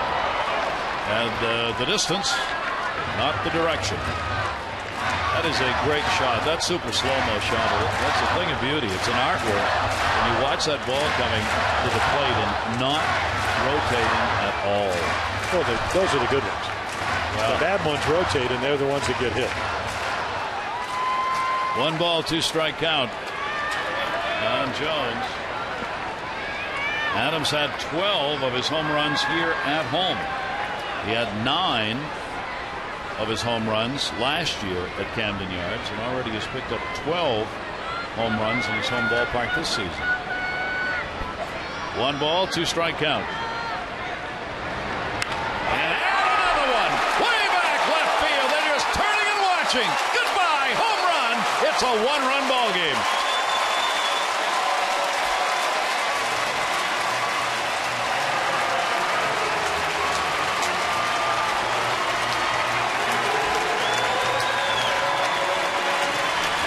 Well, now 3 away from his career high. And take a look right there, another one, and you can just watch Wakefield put his head down. This ball is a loud, long home run. Wow. Ball whacked. Our Dodge Ram Expo brought to you by Ram Trucks, designed, tested, and proven to be the best trucks we've ever built. Ram tough into right field leaders. He's got a base hit. And now the butterfly is not stinging like a bee. It's the Orioles stinging it. Jones with a long ball to make it 6-5, and Wieters batting right-handed against the righty has picked up 2 singles, 2 for 3 in the game. Yeah, Kurt Young, their pitching coach, what do you do? Make a knuckle more? There's a great quote from Charlie Huff, one of the great knuckleballers. He said, you need the nerve of a safecracker and the mind of a Zen Buddhist. I always thought, Tim Wakefield once told me, he said, really, it's kind of like rappelling when you jump over the cliff, you throw the knuckleball. It's like you hope the rope's going to hold. There's Dan Wheeler. And you hope. Yep, and you hope. It's a leap of faith. Here's Derek Lee. Lee had a triple and 2 RBIs in the first inning. The Orioles have closed it to a 1-run ball game. Only the second time for Wakefield in his 12 starts that he has surrendered 2 home runs in a ball game. Milwaukee got 2 on June 19 against him. He has given up 2 in this ball game, with Jones and Hardy getting them and both hitting them here in the 5th inning. Well, again, because of the got to be wondering. Yeah. Well, beginning of the All-Star game, and he's gone 12 days between starts. So again, you can throw on the side. It's not the same. Certainly try to simulate what you're going to experience when you're out there. And again, when you're closing in on 45 on August 2nd, probably good to get some time off. Keep in mind, the Red Sox had that 16-inning ball game last night. Well, their pitching staff's been used. 2-1 delivery on the way, and Lee was trying to drill one, fouls it off, and a 2-ball, 2-strike count. Well, Buck Showalter is complimenting Terry Francona. He said it's amazing you can play 16 innings and you can still have a couple of pitchers left. And he was able to do that last night. Well, they weren't scoring runs, so they weren't taking guys out because they were giving up runs. They didn't give up anything. 2-ball, 2-strike delivery on the way, and that's punched to right field. Drew's got to come hard. Sliding, not going to get it. Wieters will head to third base. That'll be a base hit for Lee, I believe, and there are runners at first and third with 2 down. Yeah, usually one of the leaders in fielding possession. Again, right here, just off the end of the bat. Good plate coverage. Matt's going to stop at second, mainly because if I think he figures if Drew picks it up on one hop with a good arm, might have thrown him out. Not like he didn't know there were 2 outs. And again, Drew trying to get the Red Sox back into the dugout to grab their bats, and here is Kurt Young. Bullpen, Wheeler's ready if needed. The Orioles have now equaled the Red Sox in hits with 8, and the Red Sox lead's been cut to 1. Last night, there you see Wieters, who got the base hit. He's the lead runner, and Hardy, who picked up a home run in this inning along with Jones. The Red Sox last night, their bullpen, Daniel Bard worked an inning, Matt Albers an inning and 2/3, Franklin Morales an inning and a third, Alfredo Aceves, who got the win, went 3 innings, and Jonathan Papelbon got the save, worked an inning. Those were the bullpen members who were used last night.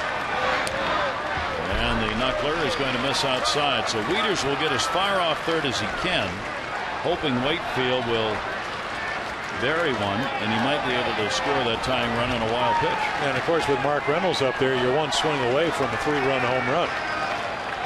He gets another knuckleball up in his zone, and you can see Tim Wakefield trying to stay down. But again, you have to throw it for area and hope that it will move and it will knuckle.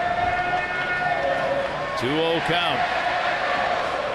3 runs in what's proving to be a very offensively leaning game. 2-0 pitch, leans away and it misses. Yeah, he wanted that pitch. Reynolds 0 for 2 in the game, ahead of the count.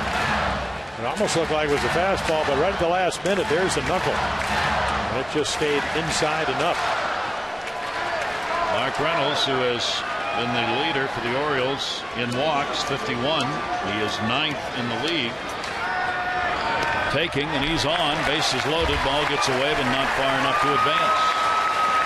And the Orioles will have batted around when Reimold comes to the plate. It's a pretty good matchup if you're Terry Francona, because you know Wheeler gets righties out. He's really struggled against left-handed hitters. They hit 357, righties at 211. So if you're ever going to make a move, and of course you know Wheeler usually throws strikes, so you have a veteran in your bullpen. But again, a lot of patience. Red Sox leading by 1. Orioles threatening. Reimold, bases loaded. He will take the pitch, and it is in there for a strike. And any ground ball up the middle to the shortstop side is going to be a base hit, because Scudero is playing in the hole. Look where he is. You have this whole avenue up here.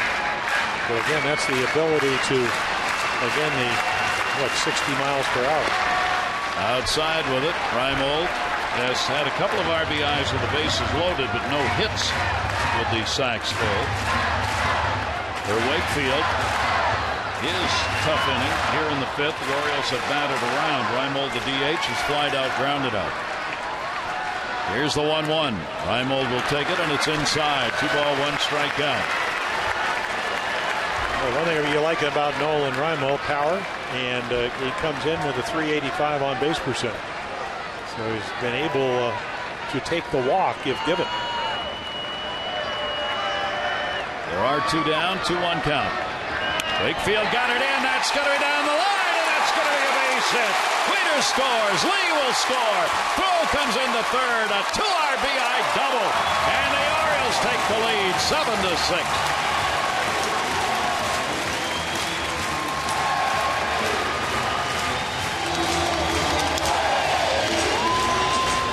Those nights, got to throw a strike. Nolan Reimold's waiting. Crawford's playing down the line to pull. But he'll get to this ball pretty easily, but he bobbles it. Right there.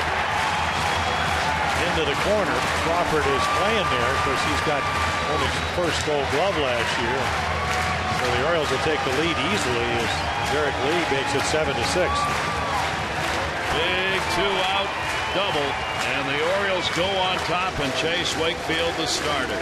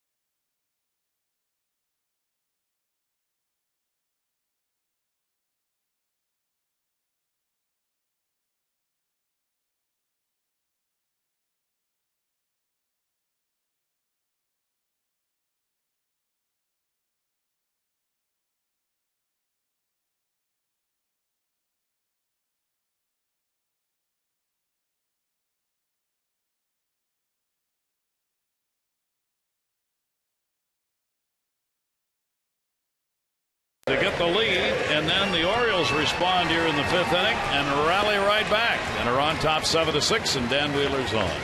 Yeah, again, a terrific job last year for Tampa Bay. He comes over to the Red Sox, hails from Rhode Island. I think the 8th Rhode Island native to pitch for the Red Sox. But again, the struggle against left-handed hitters this year. Last year was about 200 points lower. Actually, lefties hit 154, and again, had the second best inherited runner. So all the numbers told Theo Epstein this is a guy would help your bullpen, but it's still been a struggle. Hurt his calf early on, was on the disabled week list for about 2 weeks. Again, we've seen him over the years, sinker, good slider. Tim Wakefield's going, boy, what happened tonight? Just did. Orioles got 2 in scoring position, 2 down, and here's Felix P.A. Reynolds the lead runner. Reimold on at second base. In at third base is Youkilis. And a check swing into the over by the Red Sox dugout. So PA's got a big chance. A base hit here would bring 2 more in. PA has reached on a walk and a strikeout. Strikeout included a pass ball, the 11th charged to Salta Lamacchia this year. And that started this inning. Yeah, the ability to have a 7-run inning. The Red Sox put an 8 spot up against the Orioles just last week. And there's a good swing, and he went around on it. Wheeler has worked against the Orioles only once this year. He worked an inning and retired the side with a couple of strikeouts. Lifetime against the Orioles, he is 1-4. It's the 32nd game he's appeared in, including one as a starter. Orioles not hitting very well, 179 the Orioles batting average lifetime against it. PA with a 2-strike count, runners off second and third base. Wheeler's pitch almost under the feet. Well, that's what you call a good slider. And what it does, number one, you know, maybe you occasionally get a lefty with 2 strikes to swing through it. Watch this ball dive right at the back ankle. But it certainly sets up the outside corner. And he does have a splitter. But again, you're 1 base hit away from having a huge inning. 5 runs in so far. 1 ball, 2-strike count from Wheeler. PA a ground ball to second base. Pedroia gets in front of it and will record the out. But the Orioles have a big 5-run 5th. Hardy delivering his 14th home run of the season. Jones getting his 16th, and the Orioles are up by 1.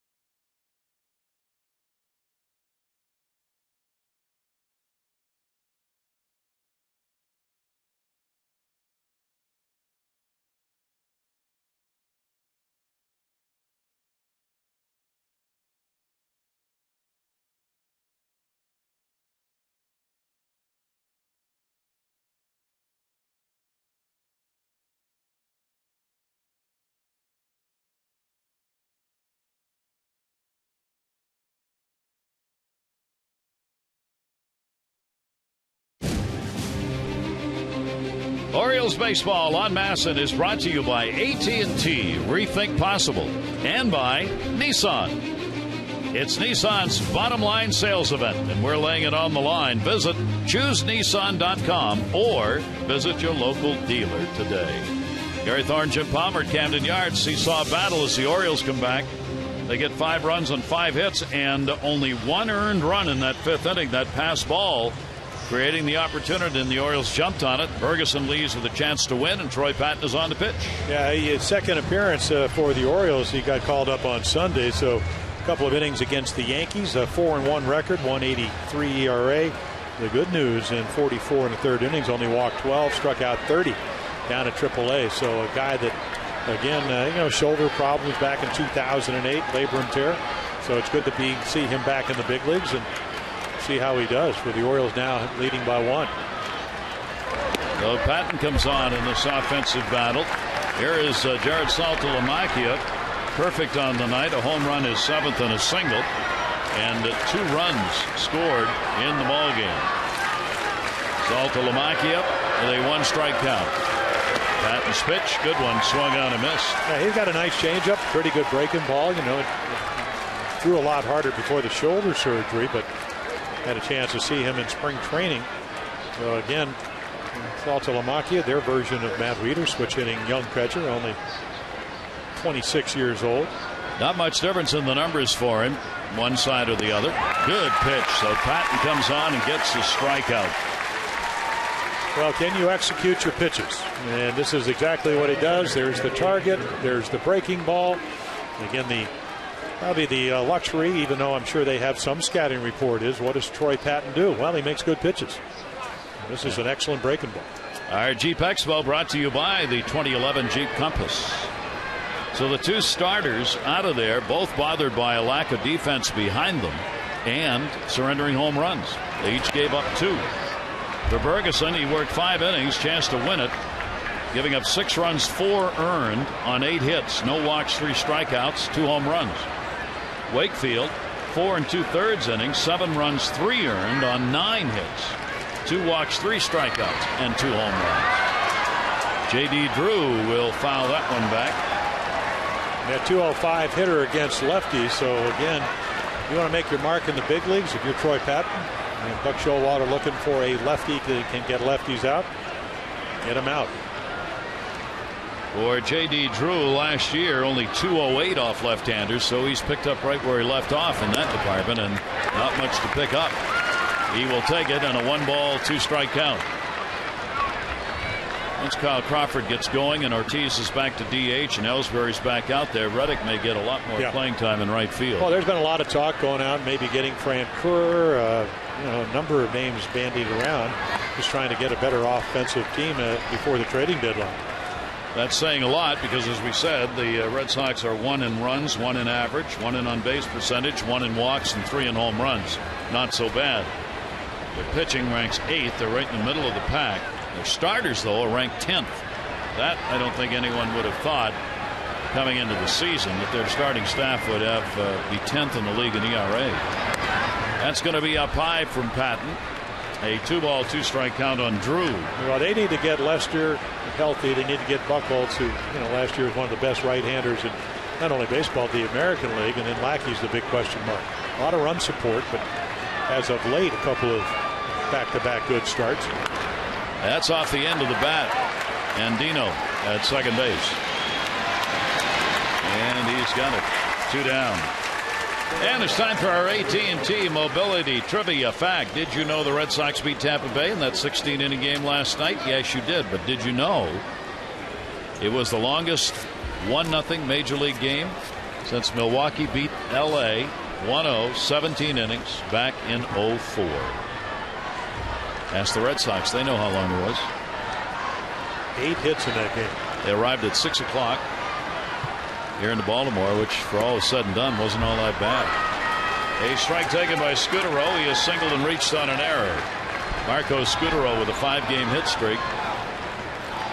Patton coming on, trying to set him down in order, which you want to do after your team's had a good inning. And the pitch is taken away. 1 ball, 1 strike count. Troy Patton talking on the Baltimore Sun today about how it can be a bit disquieting and discouraging for all the call-ups he's had to just sit around and watch and never get a chance to pitch. Well, that changed, didn't it? Here you go. 1 ball, 1 strike count, and Scudero is going to step out. Well, Patton came over along with Albers and Luke Scott, a bunch of guys, Dennis Sarfate, Mike Constanza, in the Miguel Tejada trade back in 2007. So an opportunity to show his stuff here. There's a little bit of a breaking ball, maybe a changeup that catches the top rung of the strike zone. Right into the mitt. Wieters didn't have to move it, and that'll always help get the call. Scudero 1-2, 2 down, nobody on. Orioles back on top by 1. Scudero launches that one to center. Jones has it lined up. Adams under it. Good job by Patton, who comes on and retires the side in order. The Orioles 7, the Red Sox 6.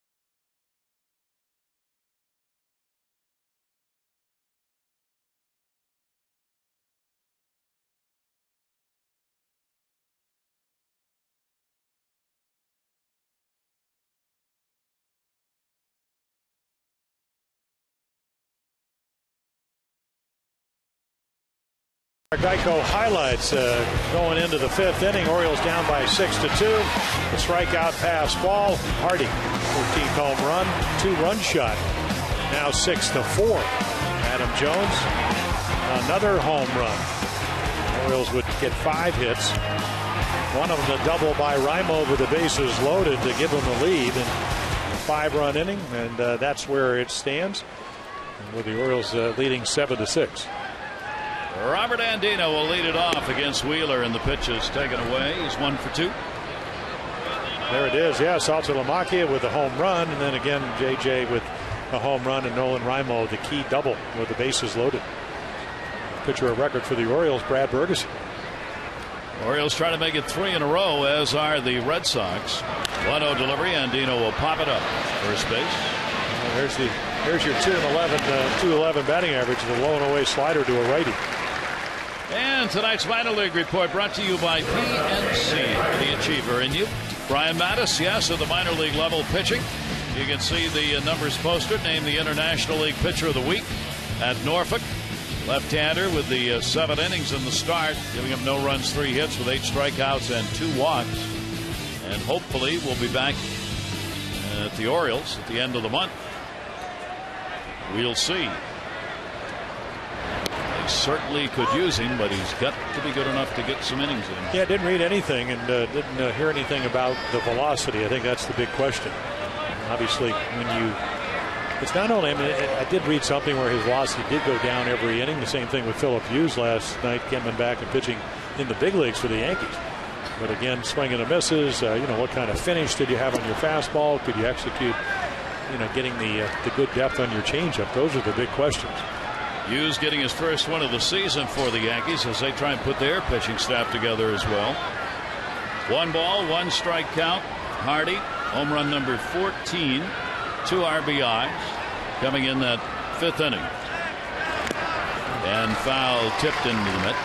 Dan Conley of the Baltimore Sun reporting tonight that Alfredo Simon has completed his hearing in the Dominican Republic and is headed back to the U.S. The Orioles actually hope that he will be back in uniform tomorrow. We will see that out of the Sun tonight. Really, nobody has any idea what that's going to look like going through customs. Played at short. Skidrow will make the play, and Hardy is retired. 2 down, 6th inning.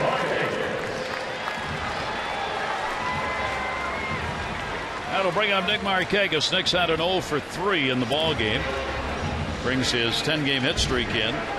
See that fine crowd on hand here tonight. 27,924. 27,924.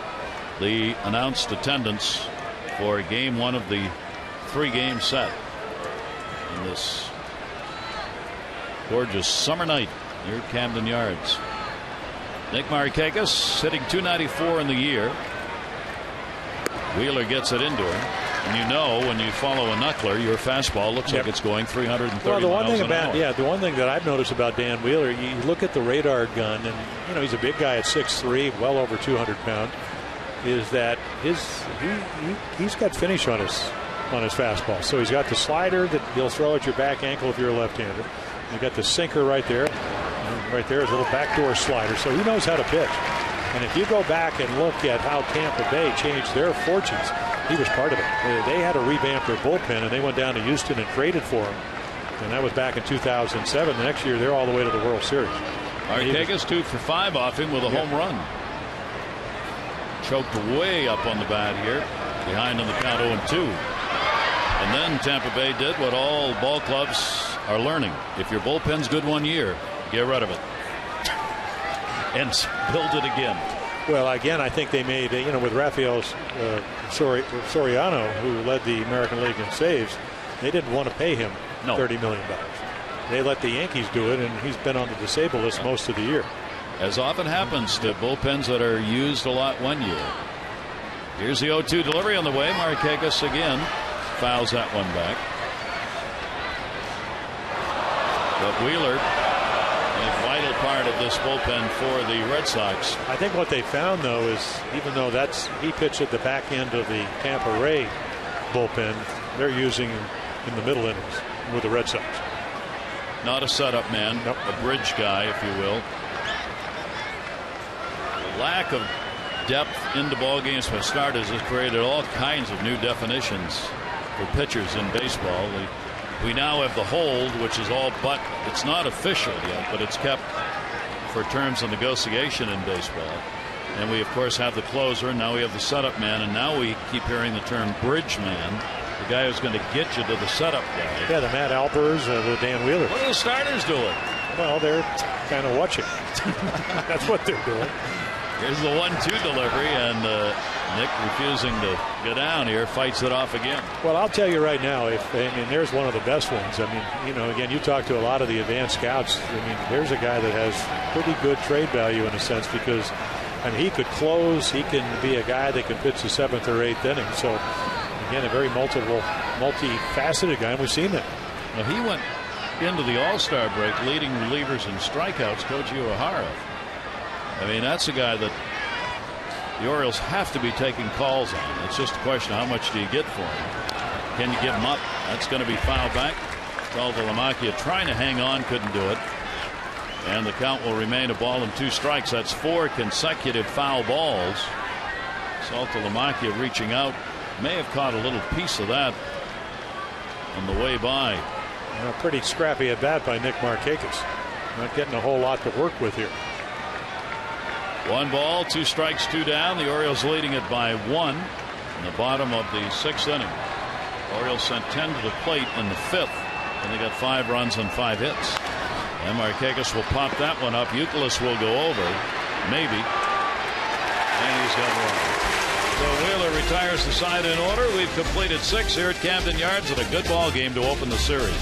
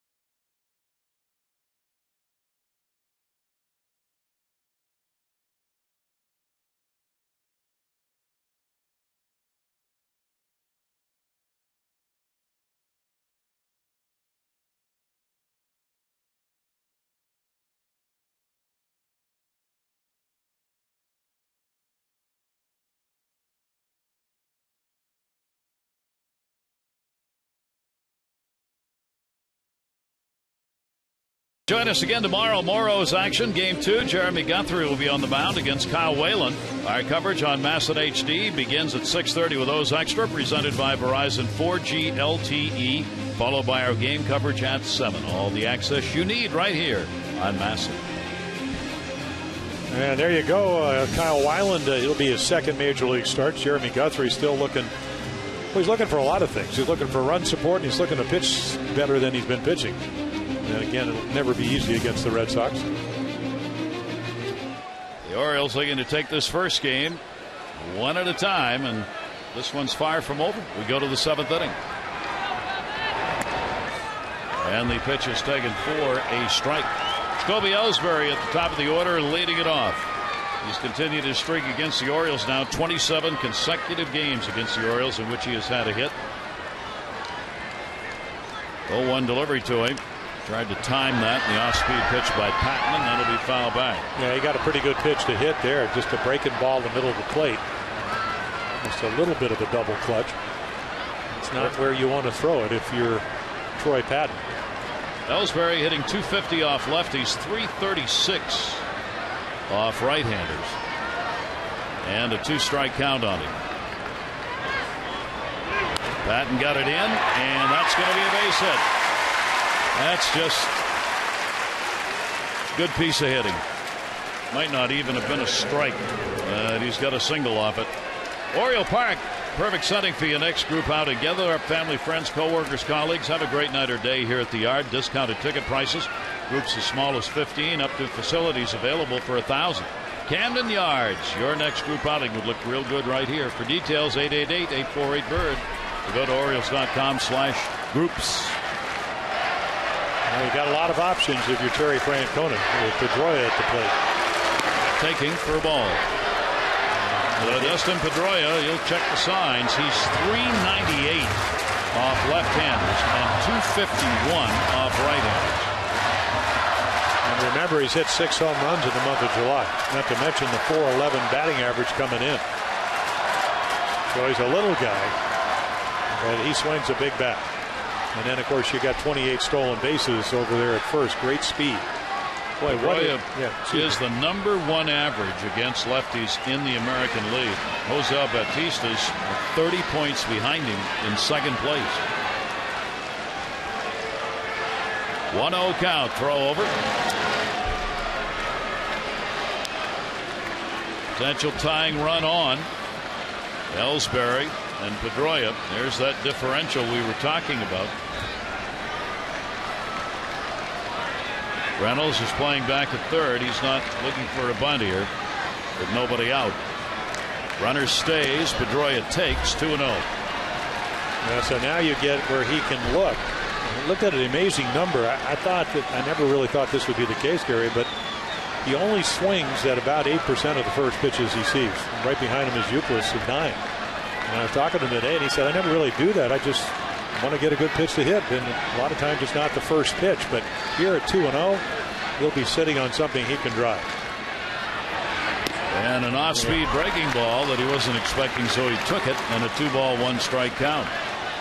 So that was a terrific pitch by Troy Patton, and even better take by Pedroia. Because, again, you're not going to be in a 2-0 count swinging at something that you're not looking for. No reason to do that. Ball game getting down to the tight time of the game with a 1-run lead, 7th inning, and this is away, and a 3-ball, 1-strike count on Pedroia. We said Pedroia is another one of those who draws walks. He leads the Red Sox with 64 and is 4th in the American League coming into today's games. 3-ball, 1-strike count. Ellsbury leadoff single on at first base. Ellsbury a couple of hits in the game. Pedroia RBI single, 1 for 3. Popped him up. It'll come back and just on the other side of the screen. So 3-2. Pedroia with the RBI in the ball game to win it last night. Now looking to continue an inning started by Ellsbury here in the 7th. Patton with one eye over there at first base and Ellsbury, and the man at the plate, Pedroia.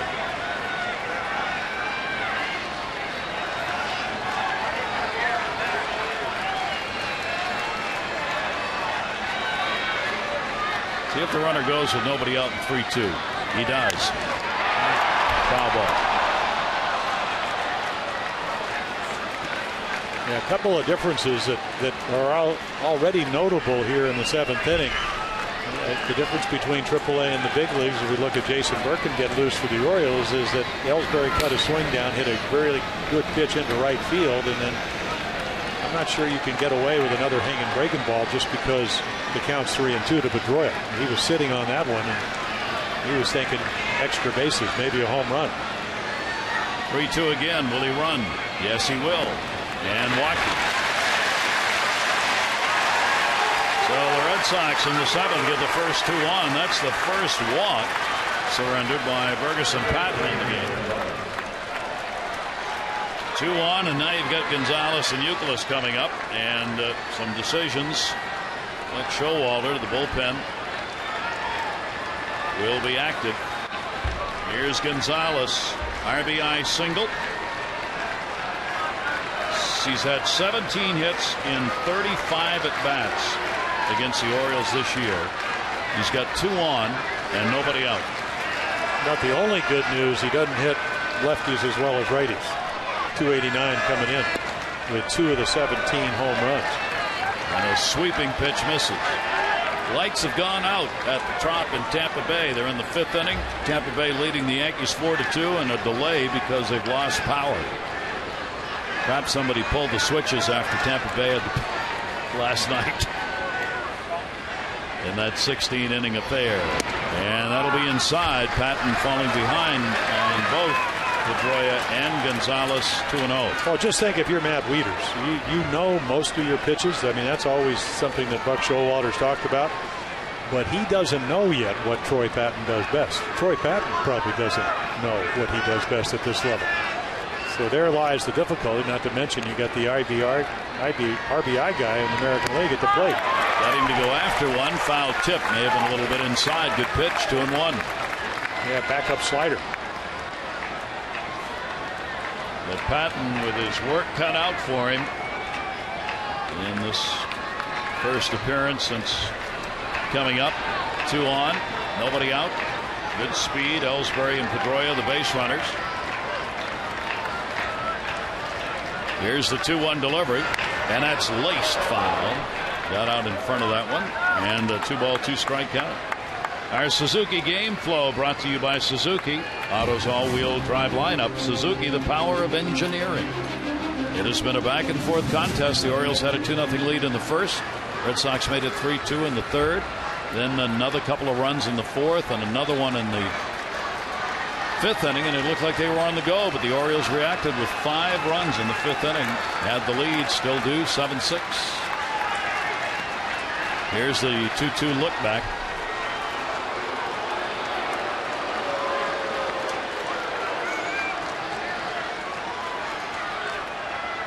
Jacoby Ellsbury.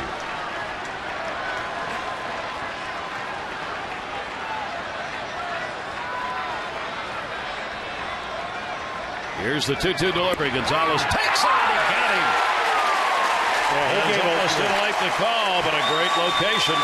Well, you made it a really good point earlier, Gary, when you said at least try and throw it to the glove. And he does. Now it's off the corner. Gonzalez knows that, but the only guy that matters, Chris Guccione behind the plate, calls him out. Buck Showalter does not want the lefty to face Kevin Youkilis. It'll be Birkin coming out of the bullpen to face Youkilis with 2 on and 1 away.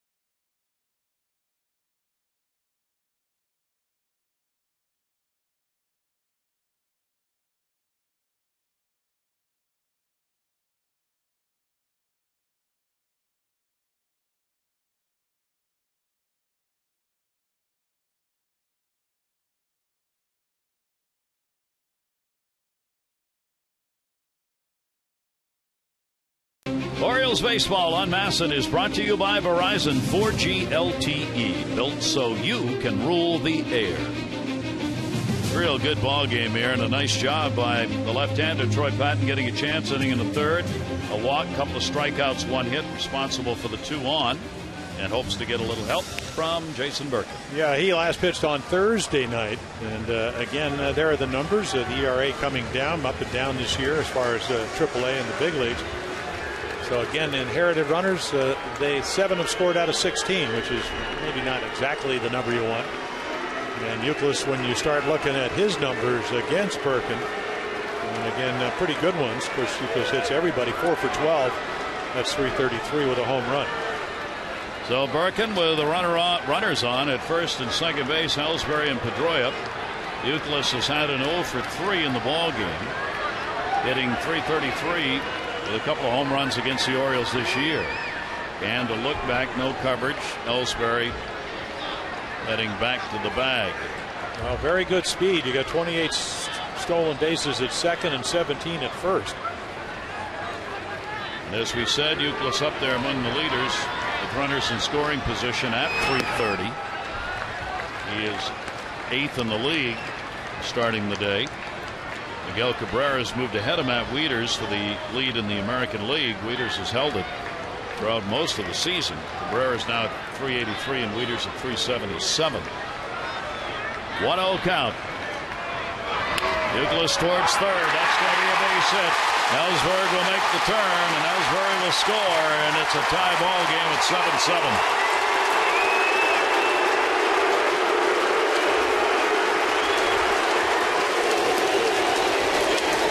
You kind of know what is coming in a sense, because what Jason Birkin does best is throw a slider, but he hangs it. And again, it's not a shot, but hits sharply enough that Reynolds has no chance to catch it. So the right pitch, wrong execution. Youkilis had bounced into 10 double plays, couldn't get the double play ball on the hanging slider. That will be it for Birkin. He's facing only one batter. No part of an inning and a hit. Ball game is now tied. The run charged to Patton. He's also responsible for Pedroia, the lead runner at second base. Left-hander Gonzalez will face Reddick.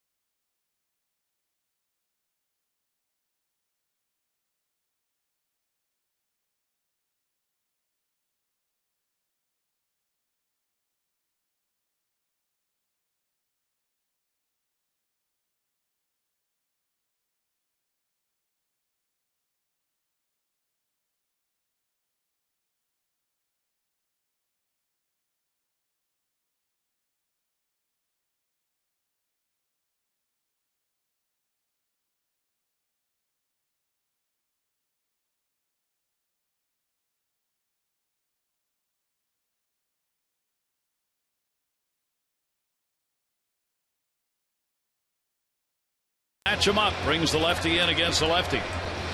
Yeah, Gonzalez's first save of the year on Saturday night came to the rescue after Kevin Gregg struggled in the ninth inning. And boy, this is going to be a good matchup. Young hitter. He's 8 for 14 against left-handed pitching, and Josh Reddick. You think maybe Darnell McDonald might have hit, but no reason to do that when Reddick has been doing a great number, plus a home run. First and second, only one away. Gonzalez delivery to him, and Reddick will take that down low. Reddick in the fifth inning with 2 down and nobody on, delivered the long ball. No question about that one. 1 of 2 surrendered by Orioles starter Brad Bergeson tonight. Reddick on a check swing ground ball. Gonzalez. There's one. The relay to first will not be in time. They get a big out. That'll move the runner Pedroia over to third base. Yougless retired on the force out at second base. A pretty good slider and not an easy play. At least you get one of the lead runners. And again, because of the fact that Reddick runs well and the ball not hit hard, no chance to turn to. Now Carl Crawford. And this is the matchup you want. First and third, 2 down. Crawford hitting only 151 off left-handers. He is 13 for 86 against lefties. Coming off the DL, playing in his first game. In at third base, Reynolds. Even with 2 down, Mark's going to play in to take the bunt away. Pedroia is the lead runner at third, Reddick at first. And the pitch is a strike. Red Sox have tied it up in the 7th inning, now looking for the go-ahead run. Crawford last year, 256 off left-handers. He was about 70 points higher against righties last year. Pitches away, and a 1-ball-1-strike count. Yeah, the big difference, I was reading an article the other day, kind of interesting. For his career on balls put in play, he's a .331 lifetime batting average. Last year he had .341. This year he's hitting about 60 points lower. On balls put in play. Yeah, exactly. All the way into the 270s. Here's the 1-1 delivery by Gonzalez. Andino. He's got it. And got him! Lee makes the play at first base. And there'll be an argument down there. First base coach Ron Johnson.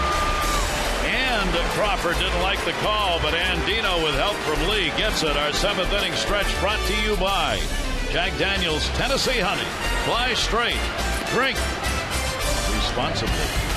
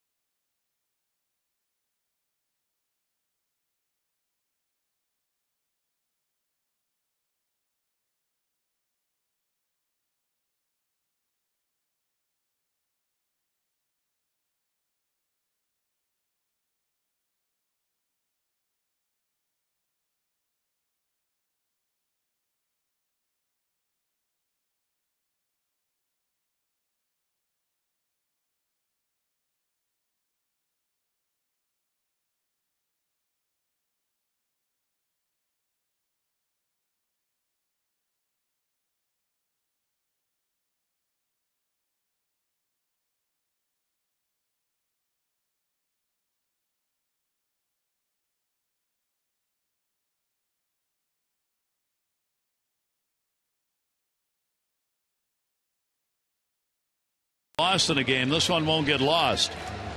Andino and Lee. Terry Francona came out to argue as well. That's a bang-bang play, but a big one that keeps this ball game tied. You know, the one thing often maligned, Michael Gonzalez has actually been pitching pretty well. I mean, he hadn't given up earned runs in only one of his last 12 appearances. So he comes in, gets a couple of key outs, got the 2 lefties, which is what you want out of the bullpen.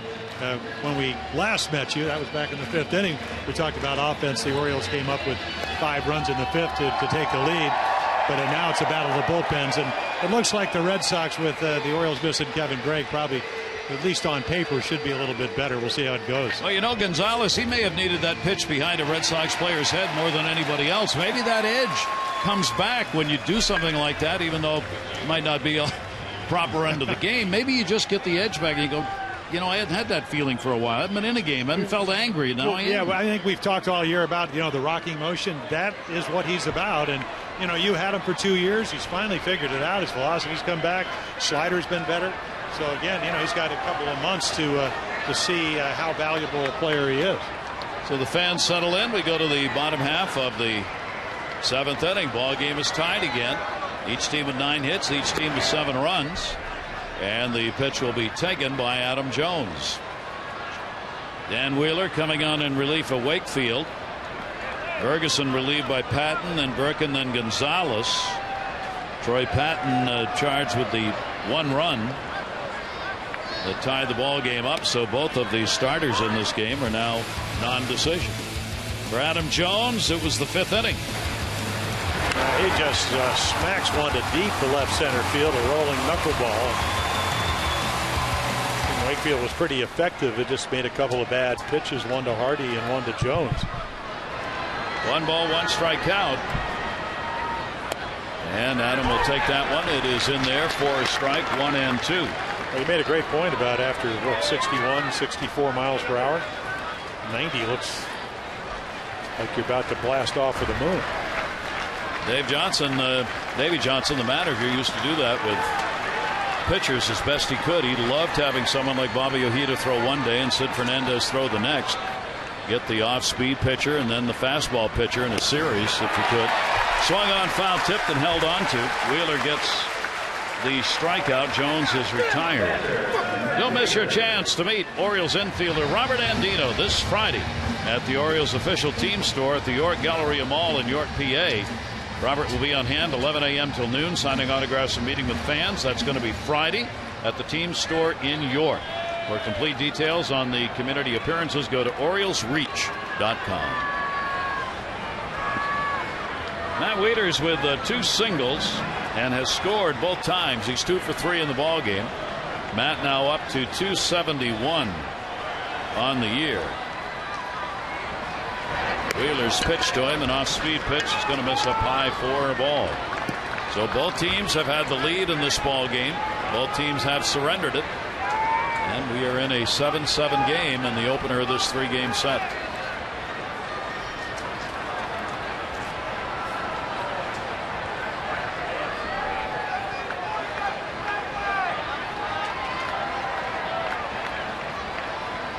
Wieters facing Wheeler for the first time.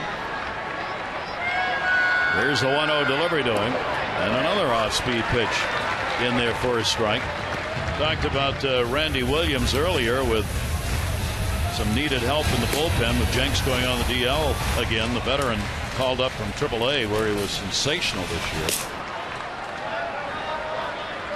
1 ball, 1 strike count Wieters with Lee waiting on deck.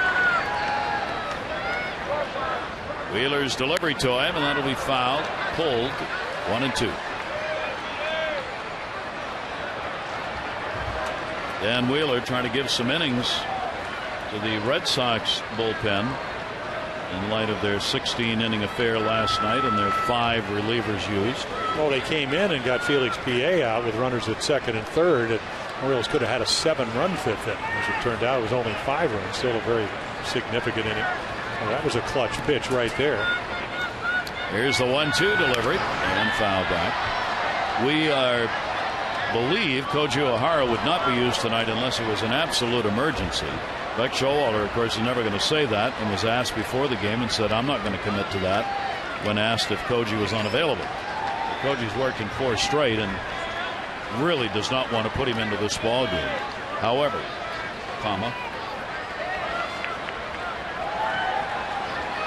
1 ball, 2 strikes. Outfield straight away on Wieters. Looking for a 3-hit ball game. And another one pulled foul.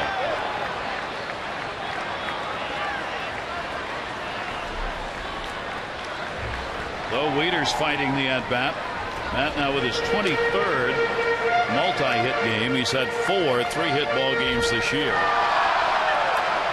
Yeah, you're Dan Wheeler. You're used to pitching in the 7th and 8th inning. That's what he did with Tampa. So you're trying to stay away from the power zone. But Matt Wieters very quick on that fastball up and in. Again, the 1-2 delivery to him and got him. Throw will have to be made. Saltalamacchia will get it down, and there are 2 away. That's another pitch that we did not see in Tampa, the curveball. He's thrown 2 to Matt Wieters. And this one is perfectly thrown because you don't need to throw a strike. You try to get him to chase, and that's exactly what he's able to do. Look how far, even with those long arms, he has to reach to try to make contact. Couldn't do it. 6 in a row retired by Dan Wheeler. D. Lee has had a single and a triple, 2 RBIs. He is 2 for 3 in the ball game.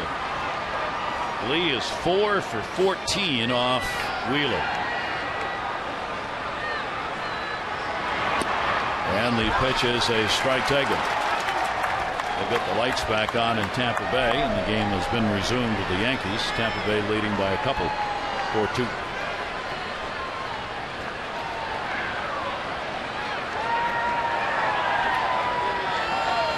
Wheeler.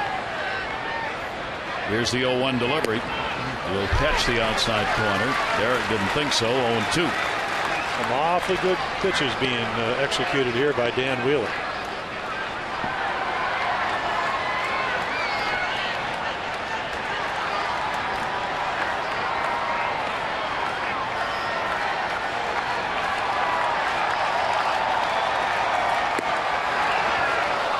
It's going to miss outside. 1 ball, 2 strike count. Derek Lee wasn't too sure. Took like a half a step across the plate to head to the dugout on that. Well, ever since that Adrian Gonzalez strikeout, when the ball was up and away off of Troy Patton, strike zone might have gotten a little bit more enlarged. Wheeler with a corkscrew set, and that'll miss down low. Count goes to 2 balls and 2 strikes. He does a little dance for you when he comes to that set position. Wiggles the body around and then comes to a stop. There's another fairly adept closer that does that, Mariano Rivera. Yes. Maybe not to this effect. He's okay. He doesn't go that far, but he's getting that back leg, your push-off leg set. 2-2 delivery will miss outside. So Lee works it full after falling behind 2 strikes. It goes to 3-2 with 2 down. I mean, Wheeler's doing exactly what Derek Lee's going to try to do, which is to get back, to get forward. Well, again, usually, hitters, they try to stay on the inside of their back leg. Pitchers, kind of like your pressure's on the inside of your thigh and your right heel. Get set into that right leg and then go. Lee will take it, and he's on. So he works the walk after he'd fallen behind 2 strikes. So the Orioles get a runner on with 2 away. And Mark Reynolds coming up. Grounded out, flied out, and drawn a walk. Terry Francona checking that matchup card, as Reynolds will stand in against Wheeler for the first time. Well, this is where Reynolds and the long ball come into play. 2 down.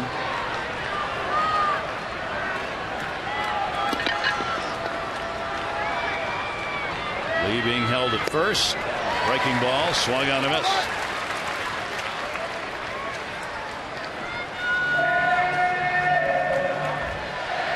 Reynolds has put up kind of numbers the Orioles had hopefully anticipated. Even though the average is 221, the home runs have been there, 20 of them. RBIs, like to have that a little higher as he's closing in on 50 at 49. The 0-1 delivery to him will miss down low, 1-1.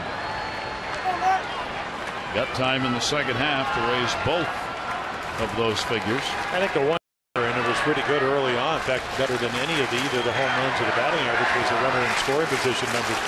That's down under 200. Lifetime at 261 throughout his career, so he's about 65, 70 points lower. Here's the 1-1 delivery to him in the air and pulled, and it is foul. Yep, got away with it. Plenty of length on that one, but wrong side of the pole as far as he's concerned. Well, a hanging curveball. Sometimes you do get away with it because you hang it where the hitter can't time it. He's had 10 of his home runs, half of them here at Camden Yards. Pretty good battle enjoined here with Leon at first and 2 down. Wheeler with a 1-2. D. Lee, wanting to get his uniform dirty, falls back to first base.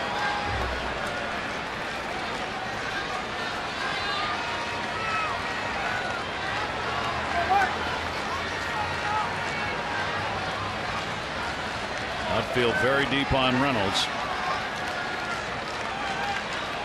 And the 1-2 delivery to him. Got him. Reynolds thought it was away, but Wheeler will strike out the side. No runs, no hits, no errors, and 1 left on, 7 complete, and a tie ball game.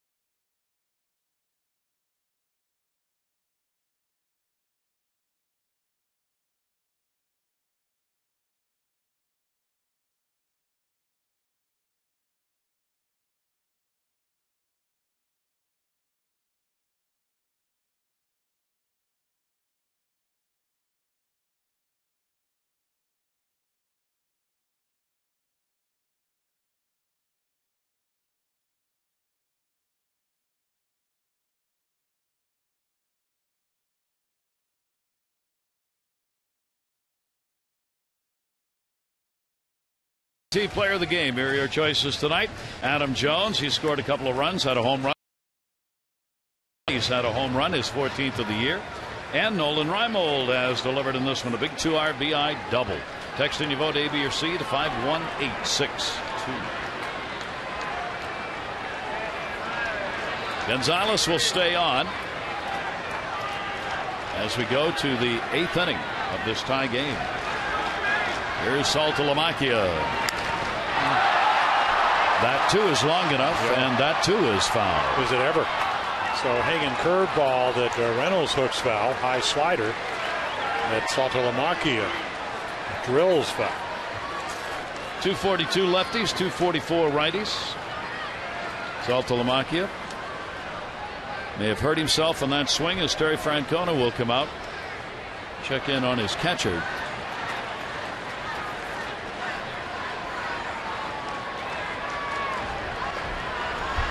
It hurt.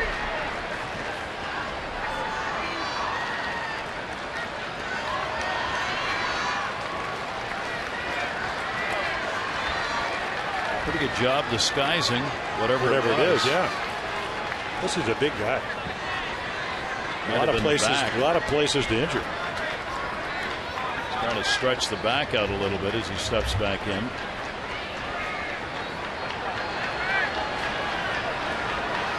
So 1 strikeout on him from Gonzalez.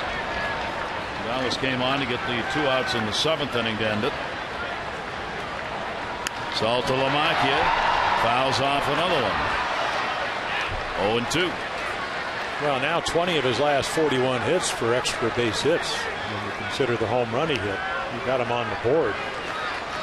Dead center field back in the 3rd inning off of Brad Bergeson. It was a high fly ball that kept going. Saltalamacchia played Atlanta, Texas before being acquired by Boston. 2-strike count on it. And then to skip all the way to the backstop.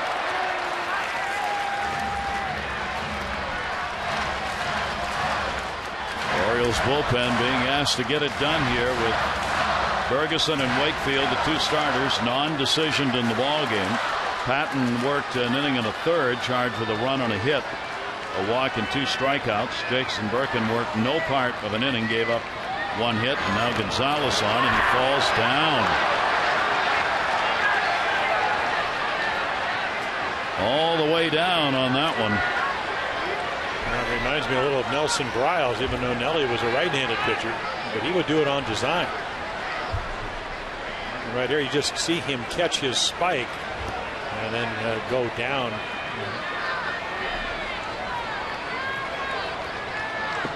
Fortunately, not injured. Here's the 2-2 delivery. A miss outside, and again slipping as he tried to follow through and did a 360 on that. Well, back to the landing spot. Yeah, well, he does that. When you watch him warm up, foot gets down, everything stays straight, the lines are really good. You can see where he started. He's already on the 3rd base side, so you're landing almost on the side of the mound. And then your momentum is going from left to right. Hard to have your lines to the plate. Saltalamacchia not willing to take, fouls it away, worried that might have been a called strike. Stays at 3-2. So here we go. And again, pretty straight. Get over the rubber. It's pretty good, but again, it's hard when you're going over your front side to do that. So, he's a little bit side to side, which is why he's better to the inside corner against a right-handed batter. 3-2 pitch will be grounded to short. Hardy's up. He doesn't miss him. 1 away in the 8th inning.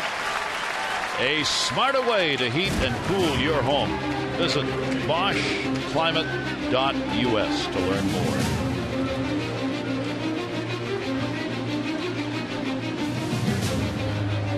McDonald is going to come on and pinch hit for J.D. Drew. McDonald for Drew had an 0 for 3 in the ball game. And you get the right-hander up against the left-hander Gonzalez. McDonald against lefties hitting only 188. He is 9 for 48. But he's not much better the other way. 2 for 26 off right hand. Yeah, he's really struggling. And, you know, he hurt his quad early on in May. Of course, last year, I mean, this is a former #1 draft choice by the Orioles. But a pretty good defensive player that can run the bases and can give you pop from the right side, especially when you match him up. Here's the 1-0 delivery to him. He picked up a home run in that series against Tampa Bay Friday night. His second home run. He's had 4 starts in the month of July, so he's not getting a lot of at-bats. 2-0 count from Gonzalez. Donald will take it up high.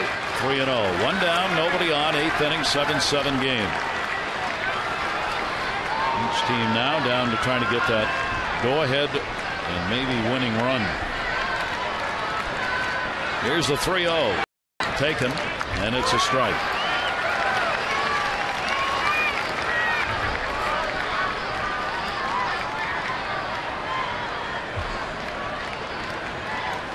Gonzalez has worked this season as many as 4 innings in a ball game, or his high. 3-1 pitch, and McDonald's on with a walk. One away. Only the second walk surrendered by the 4 Oriole pitchers. Now Michael Scudero. Scudero, a .264 hitter off lefties, about 10 points higher than against right-handers. Good speed on at first base in McDonald. Yeah, doesn't steal a lot of bases, but again, the ability to score on a double. Up high for a ball. I mean, one of the reasons Michael Gonzalez, he struggles, he came into this game with the right-handed batters hitting .353. When you fall off as dramatically as he does towards third base, it's hard to be able to locate with any finish on your pitches down and away to a right-hander. So again, you can pretty much, as we look at Mark Borrell, who just got called up, and, you know, again, a guy that has been a minor league, even though he did pitch for the Cardinals, a guy that's always been a reliever.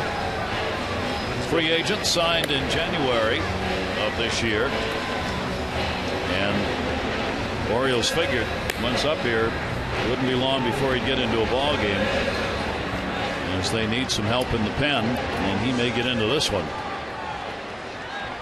1-0 count. Orioles 7 runs, 9 hits, an error. Red Sox 7 runs, 10 hits, no errors. Each team has left 5 on base in the ball game. And the pitch will be taken for a strike. Scudero, a single, reached on an error and is flied out.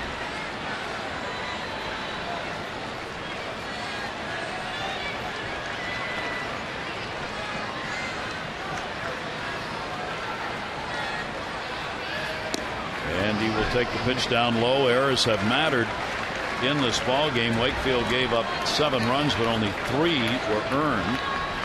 And Brad Bergeson gave up 6 runs, 4 were earned. 2-1. McDonald edging off first, held by Lee. Not a big lead. Scudero wanted to, but takes it, and it's up high and or away, and it goes to 3-1. Yeah, Michael Gonzalez wanted that hanging breaking ball, but again, those are the ones that usually get whacked somewhere. Buck not happy. I mean, that's kind of one of those, hey, call it a strike, even though you'd like to see it down at the knees a little bit more. Because Scudero, one of the better high ball hitters around. He lives for the high pitch. That is a strike. Got it down. 3-2. Full count on Scudero with a runner on at first base. Orioles bullpen ranked 11th in the American League, 11 out of 14. They have given up the most home runs and second most hits per 9 innings out of the bullpen for the O's. 3-2 the count. Only one away. Runner goes. That'll be foul back. Punched at by Scudero, just trying to put it in play. Virtually all of the Red Sox have great numbers here at Camden Yards. Looking through their lineup, and Scudero's one of those. He's a .324 hitter in this ballpark with 3 home runs. Just over the past few seasons, the Red Sox have really piled up some offensive numbers against the O's. 3-2 will be coming again. Gonzalez looking to first. Runner goes. That's into the side of the stands. Foul.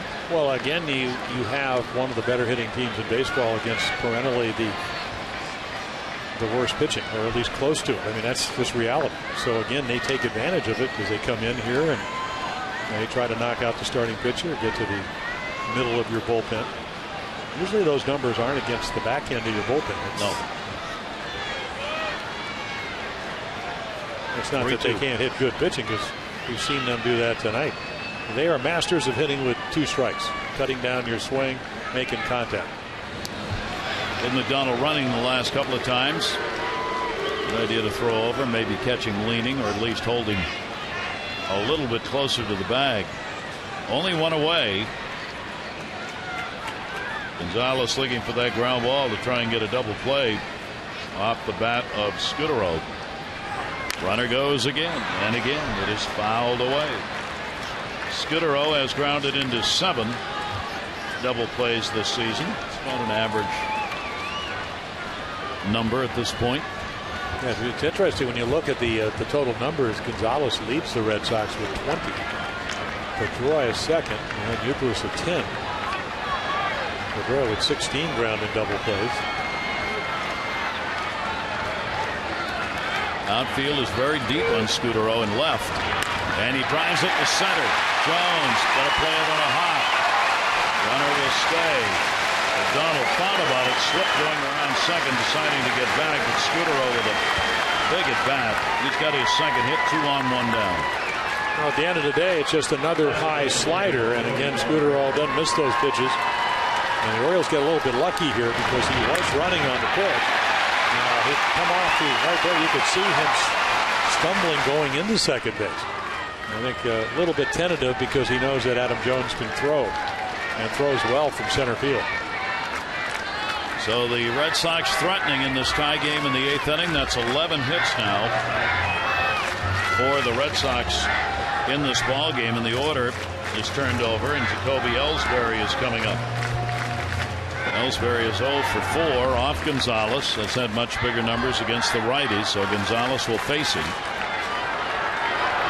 McDonald at second base, Scudero at first.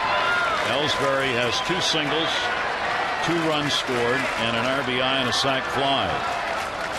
And the look back, McDonald back to the bag.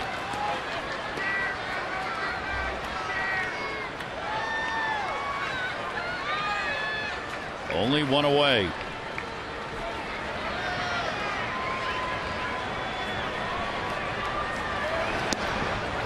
Pitch is down low for a ball. Well, you know, with Pedroia on deck coming into this game, hitting .398 against left-handed pitching, this is Michael Gonzalez's last batter. There you see 3 for 11 for the Red Sox tonight. Swung on and right to the third base foul line, and a 1-ball, 1-strike count. Have had their problems trying to get runs in the 16-inning ball game last night, and again in the ball game tonight. 1-ball, 1-strike Ellsbury. Red Sox outfield loosening up the arms for a possible play at the plate. Here's a 1-1 delivery. Gonzalez misses outside, 2-1. Measured at a 94-mile-an-hour fastball. He's going to be throwing his 30th pitch. On a hot night, and it's not about velocity, it's about command. And he get on top of the slider if he throws it. 2-1 delivery, 2-2. Last year, sore shoulder, velocity down, slider rolling. The first 2 months it was very flat. Lately, and again, he came in only being scored on in 1 out of his last 11 starts. It's been getting a little bit better. And with it becomes the ability to get lefties out. You can see Gonzalez trying to draw a breath out there. He took the walk behind the mound, went for the rosin bag. And a little huffing and puffing going on. 2 balls, 2 strikes, runners off first and second. Oh my. Little up and in. 3-2. That's the last batters Jim said he's going to face.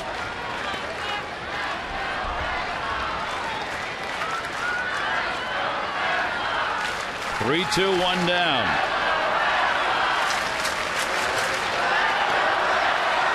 Watch the runners not going. Had a weight on it and fouls it off. And because it was up, you could see Ellsbury. And again, you mentioned only a .250 hitter against left-handed pitching, but pitch to hit. And the intention's to hit it the other way. And we've already seen him do that. And he did that back in the third inning when they got back into the game and took the lead on a 2-strike pitch. Sliced it into left field. Here's the 3-2 again. Runners not going, and another chopper that's going to be fouled off. I'm watching Ellsbury hit the other night. Of his 13 home runs, only 2 of them against left-handers, but one of them was against David Price. And it was 96 miles per hour, and he hit it deep to right center field like it was 88 miles per hour. So the ability to do a lot of things. Trying to wear Gonzalez down. 3-2 count. This is going to be the 8th pitch of this at bat. Ellsbury with 2 on, 1 away. Again, a look back. And Wieters is going to go out. Wanting to make sure.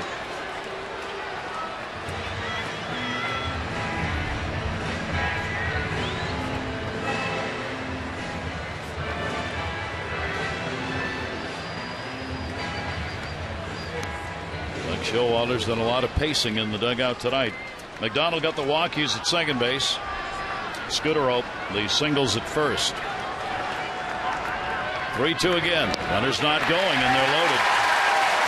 Gonzalez, with a couple of walks in the inning, has loaded them up with only 1 away. And Pedroia is coming up. Showalter is coming out. Worrell's coming in. This will be the 5th pitcher used by the Orioles in the ball game, and it really looked like Gonzalez just ran out of gas in this 8th inning. And the at-bat by Ellsbury, taking 9 pitches to draw the walk, didn't help.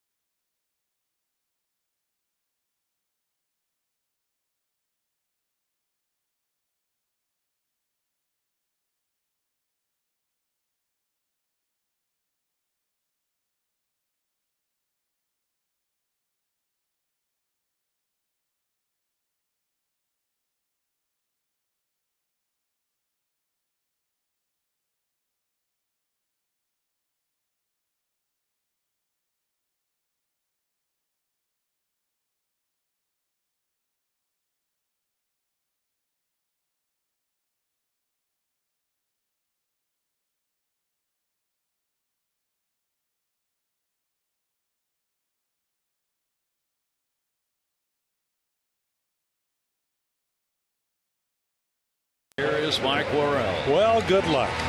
You get Pedroia with the bases loaded. That's your first appearance for the Orioles. And I had a chance to meet him this afternoon. Said again, he's always been a reliever.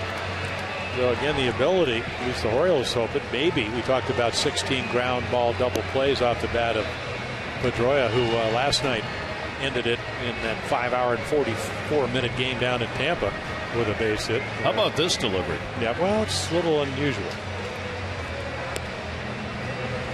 Wow. Talk about throwing with your arm. Well, the good news is, I assume he'll stop once the game starts, but you do have to come to a pause. But again, this could just be your windup. Anytime you see somebody do that, and they're turning the ball over. He's 28 years old. He did pitch in the major leagues with the Cardinals in 2008. He pitched in 4 games, giving up 5 runs in 5 2/3 innings, but has been outstanding. International League All-Star, 2.95 ERA, 12 saves, 35 games, signed as a free agent. Mike Worrell. Dustin Pedroia, bases loaded, 1 away, game tied, 7-7, top of the 8th inning. 3 on for the Red Sox. You know Pedroia's taken here, just trying to get a look at this. Well, he told you he only swings at 8% of the first pitches, and again he's going to open up when you do this. And you could see him turn and pronate his arm. He's trying to get the ball to sink. 1-0 count. Pedroia again watching. And then he doesn't get the quarter-line pitch.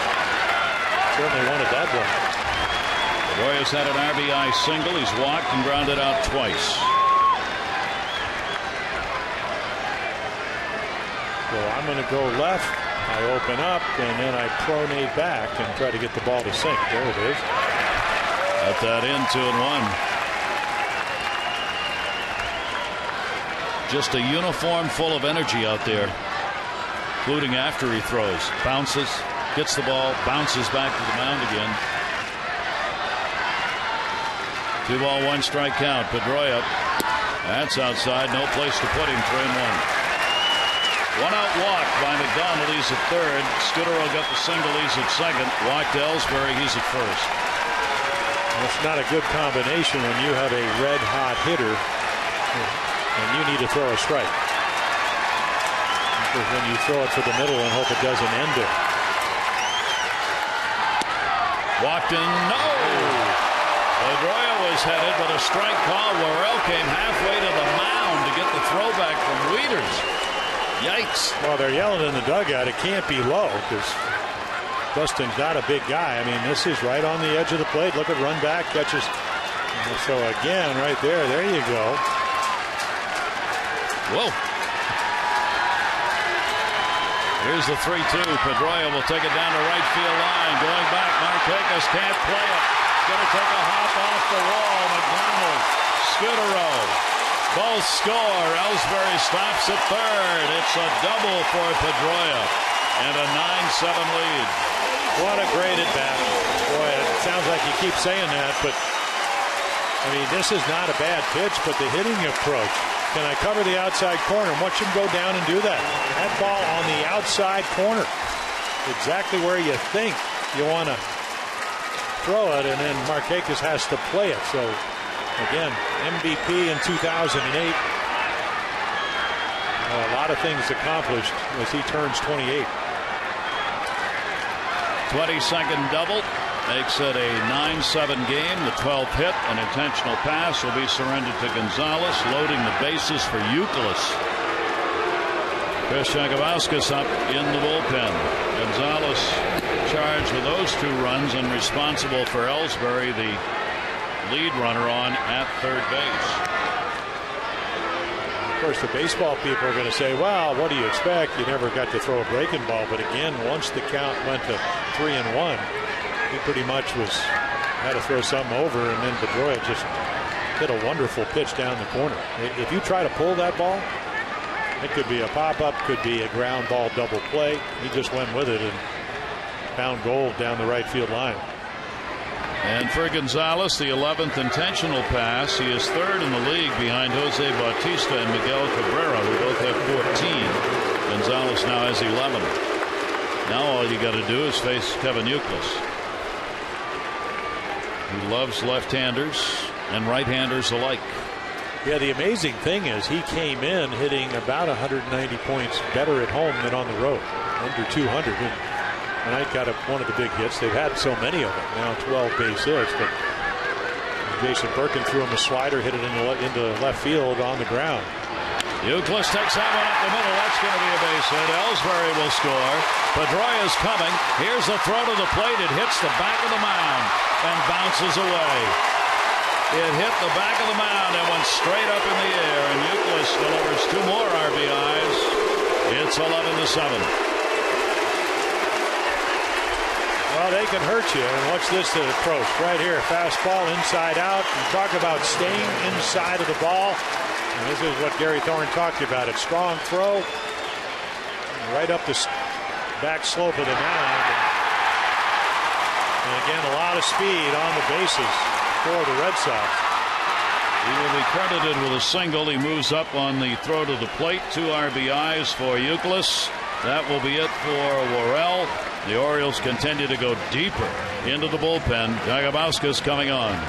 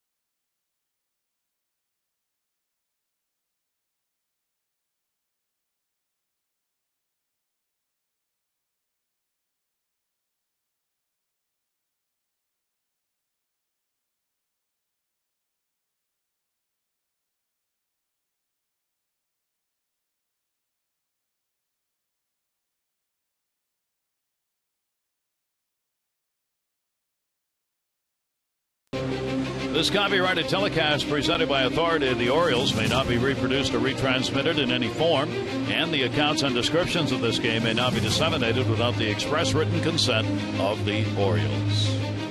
We talk about tough one, get back to the majors on. Worrell's out of there, a couple of hits, no part of an inning. Talk about utility, super utility position players. How about a super utility pitcher? Yeah, I think a little bit more comfortable out of the bullpen. Did try to start. Of course, certainly capable when he makes good pitches. We keep saying this, but well, I still remember when Mark Connor, who was no longer the pitching coach, resigned because of health issues, said, what do you want to do? Well, we want to make good pitches. We want to pitch around the knees. And when the Orioles do that, they have a chance. And when they don't, good teams, especially the Red Sox, take advantage of it. And then Pedroia even hit a good pitch for a double. Here is Josh Reddick. Runners on at second and third. Still only one away. 4 runs in the 8th inning. 2 RBIs going to Pedroia, 2 to Youkilis. Pedroia's got a 3 RBI ball game. Reddick's 4th home run came in the 5th inning. Solo homer. 1 for 4 in the game. 11 runs on 13 hits for Boston. Jagabauskas will miss inside 2-0. Both a starter and reliever. There are the numbers. As a reliever, I think what we saw was, as a starter, they prepared better. You watch all the film. He would get him out maybe once or twice through the lineup. Then the third time they would be sitting on certain pitches.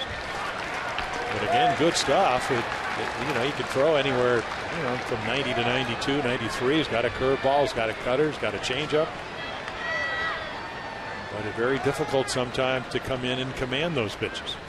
3-0 count on Josh Reddick.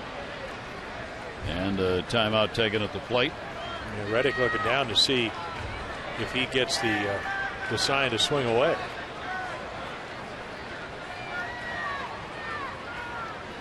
Runners off second and third.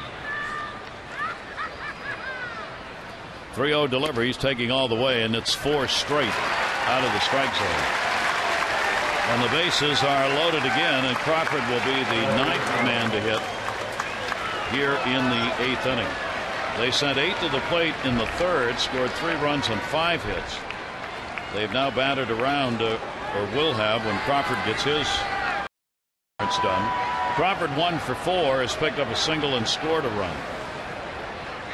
All of the Red Sox have hits, at least one. And he will take the pitch on the outside corner.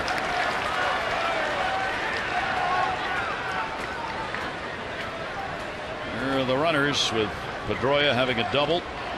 Intentional walk to Gonzalez. Youkilis a single went down, and then the walk by Reddick to Reddick.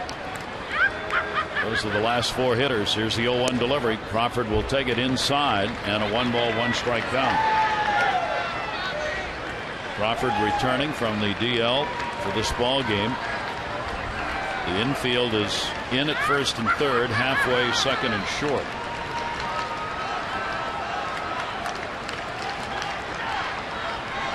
Here's the 1-1 delivery on the way. Ground ball. That's going to be a base hit into right field.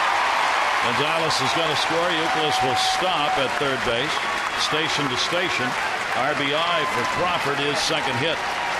And 12-7. Well, he got well in a hurry, 2 for 5 tonight. And again, infield in. Ball in the middle of the plate, just hits it sharply. And when you come in, you cut your angles off. Obviously, that's what you have to do when you're trailing by 4, now 5 runs.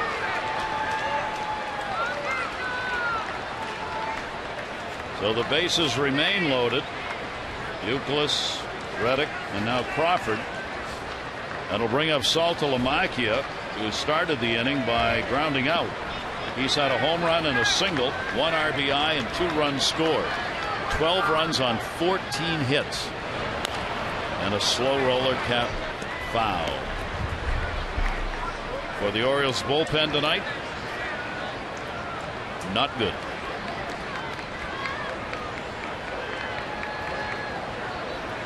Ferguson gave up 6 runs, 4 earned on 8 hits over 5. And actually left with a chance to be the winning pitcher in the ballgame. Here's the 0-1 delivery. He has long since been non-decisioned along with Tim Wakefield of the Red Sox.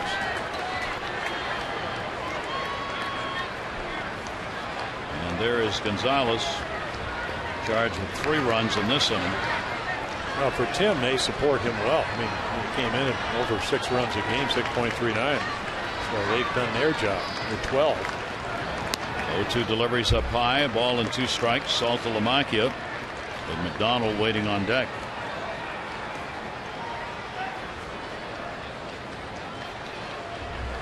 Not what the Orioles had hoped for so far in this game, even though they got off to the early start in the first inning with a 2-0 lead.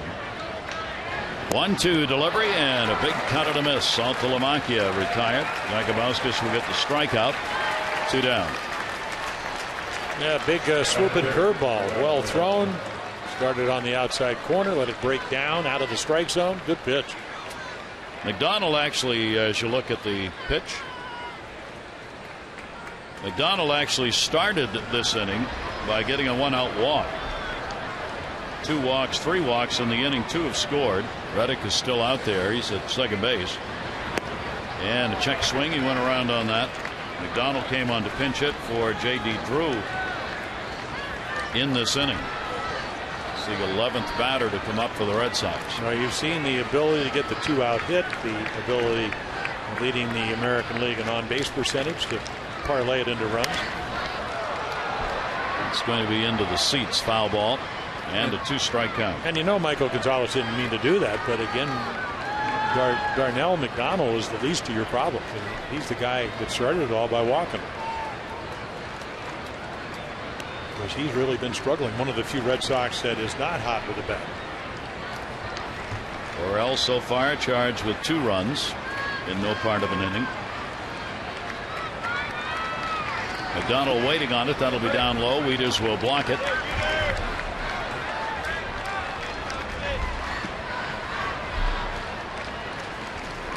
Coming into this ball game, the Red Sox had outscored the Orioles 51-31 in the 8 games played, winning 6 of the 8.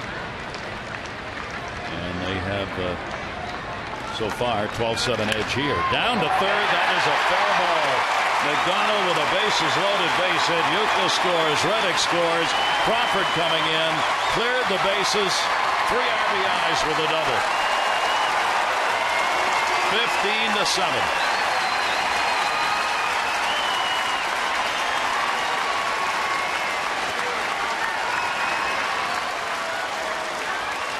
up in Fenway a couple of 10-run ball games. I mean, this just a bullet right over the bag. Can't defense this. Again, you could see belt high in the middle of the plate, so he just smokes it over the bag, and they're off and running. So McDonald gets on the hit list with the double. 13 RBIs. His third double of the year. And he came with 2 down. Punched in the air to right field. Nick Markakis is over. Scudero is retired. But not before the Red Sox have an 8-run, 8th inning and take a 15-7 lead.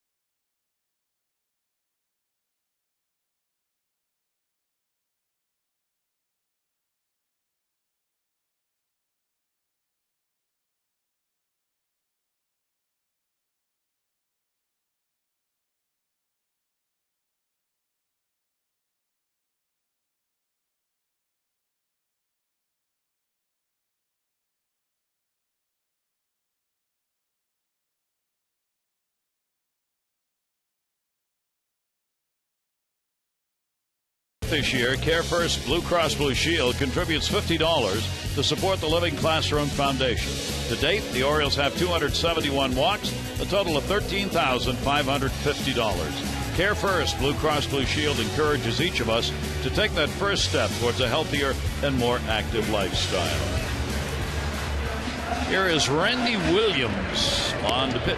Yep, again, a lefty that's well traveled. He will turn 36 in September, so an opportunity to get back to the big leagues.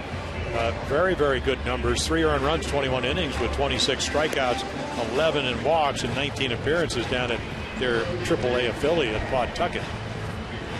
So a guy out of Texas, Arlington, Texas. I have no idea where that is. I have to do a little research. Your wife's from College Station, Texas. I'm sure that's right around the corner.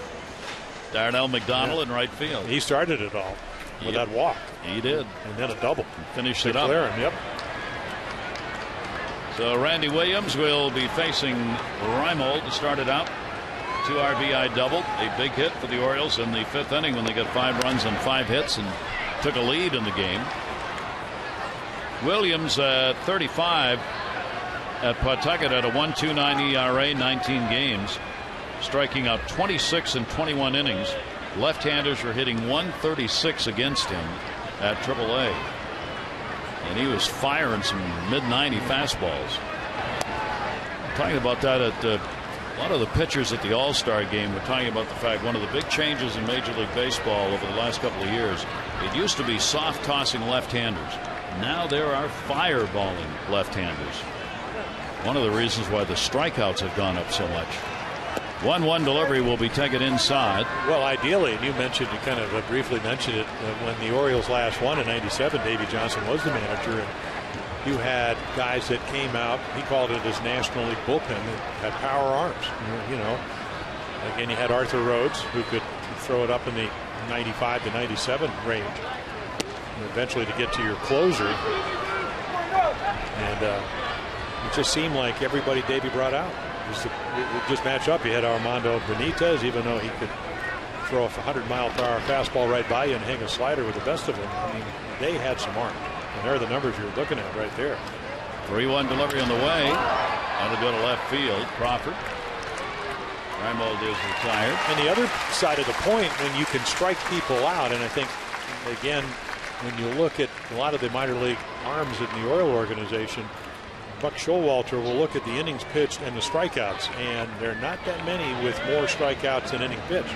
Now, if you come in clutch situations, the ability to strike somebody out with a good fastball is paramount if you want to have a good pitching staff. You saw in the Orioles number, this is the highest ever for the Orioles in combined strikeouts per game this year at 13.5.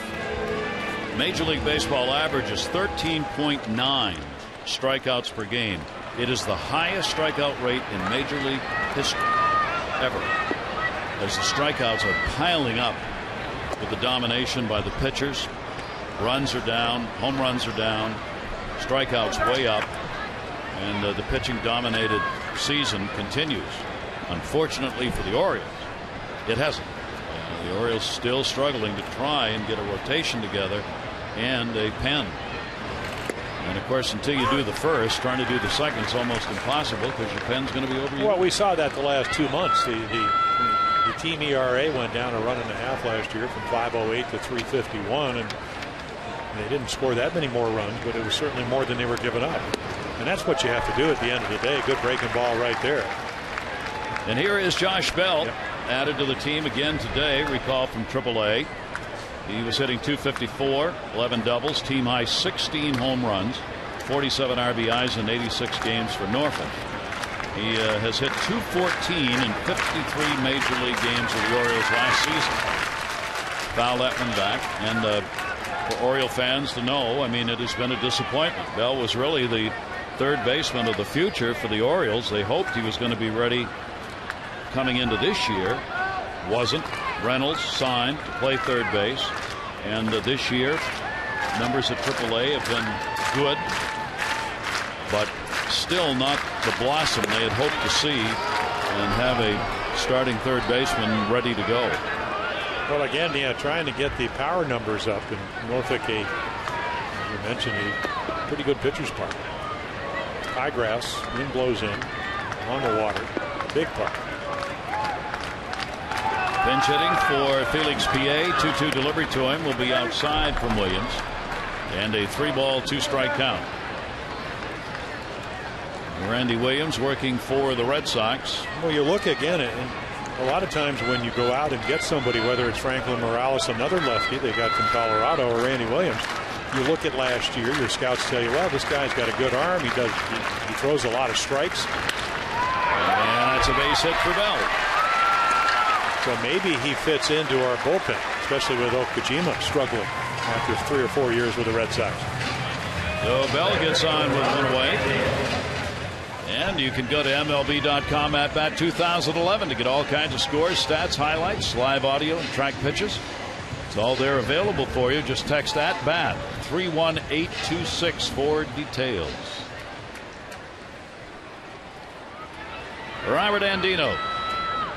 Andino's had a single, has struck out and popped out, 10 hits. 7 runs on 10 hits for the Orioles. You would think in most ball games, hey, they're on top on their way to a win in the 8th inning. Not so. Red Sox have 15 runs on 15 hits. 1-0 count and 1 down. A hushed crowd of 27,000 plus. With a lot to cheer about tonight with the Orioles coming back in the ball game to take a lead midway through. Well, it did make a lot of the Red Sox fans happy. Even midweek. Yep. Well, they're here. 1 ball, 1 strike, 1 away. May not be good for the 1-loss record, but it's good for the economy. Up high, and a 2-ball, 1 strike count. Robert Andino, the Orioles, trying to mount a big-time late rally here with their final 2 at-bats in regulation to work with. 35-year-old with a 2-1 delivery. And Andino will foul it off 2-2. Jeremy Guthrie, Kyle Whalen tomorrow night. 7 o'clock for the game, 6:30 for O's Extra. Right here on Masson. 2 ball, 2 strike count. Short lead at first base for Bell, and the pitch is up high. You don't make any friends of your manager or pitching coach when you come in with a 15-7 lead and start going 3-2. Well, he's trying to use all his pitches, and you go back and look at Randy Williams. He started playing, Kurt Young is going, whoa, come on, you're throwing 96. How about a low and away fastball? Here's the 3-2 delivery, and he walked him on a breaking ball. There you go. It was a good idea until it became ball 4. Orioles need base runners, and they just gave him one. Here, Terry Francona said, come on, we played 5 hours and 44 minutes last night. Go tell him. It's like Earl Weaver used to tell George Bamber, but tell him to go out there, make better pitches with your fastball, or make the curveball curve more. Well, George would come back in and we'd say, you didn't really tell him that. He goes, absolutely not. Some of the conversations on the mound worthy of a lot of books. Say, you seen the score? You might want to turn around and look at the score. See that number up top? That's ours. See that the number below? That's theirs. What do you think? Throw a strike? Well, Kurt Young, he comes over from Oakland where he had some really good young pitchers. And after the Red Sox started out at 1-8, I didn't see him today because he was out in the bullpen with John Lester. I was going to tell him I had a guy that could got him into the witness protection program because they were wondering what was going on. Here's Hardy, and the pitch is away for a ball. The last thing, of course, the Red Sox want to have happen here is have to go into this bullpen really any deeper. They would love to see Williams finish this thing off with the 6 relievers used in the ballgame last night. The Orioles, hey, just keep them coming. Here's the 1-0 delivery, and it gets away. Runner's going to try and advance to third, and Will Bell gets the jump. Andino at first did not see it and does not move up. And probably another pass ball. That ball did not hit the dirt. It was down, but it should have been caught. But 2 pass balls on Saltalamacchia in the ball game. Well, the first one, of course, is the Tim Wakefield knuckleball. You can understand that, but of course, it's been a long night.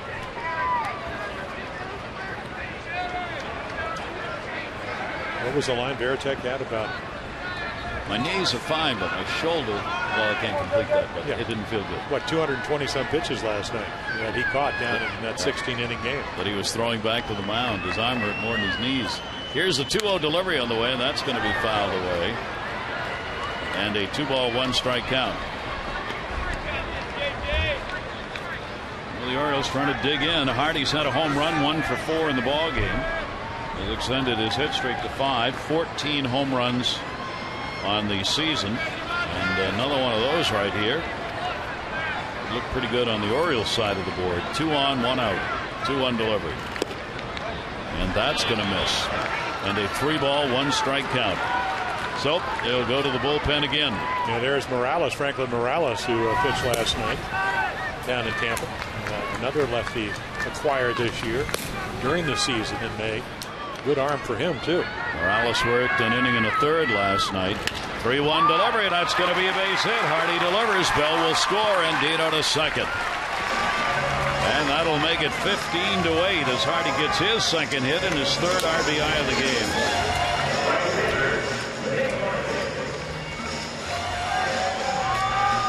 Well, again, a really good fastball hitter. He gets one to hit. Finds a hole. Duke was playing pretty much straight away. Just banks it into left field for another RBI. Hardy not surrendering an at-bat. The Orioles have 2 on, still only 1 away. Well, you know, if you're Jim Presley and you're the Oriole hitting instructor and you came down, by 8 runs coming into this inning, you like the kind of at-bats the Orioles are having against Randy Williams. As you mentioned, they are not giving away at-bats in spite of what the scoreboard says. Here's the pitch, and that's going to get away, and the runners are going to move up. That'll put 2 in scoring position. Overthrew that one, and that's a wild pitch.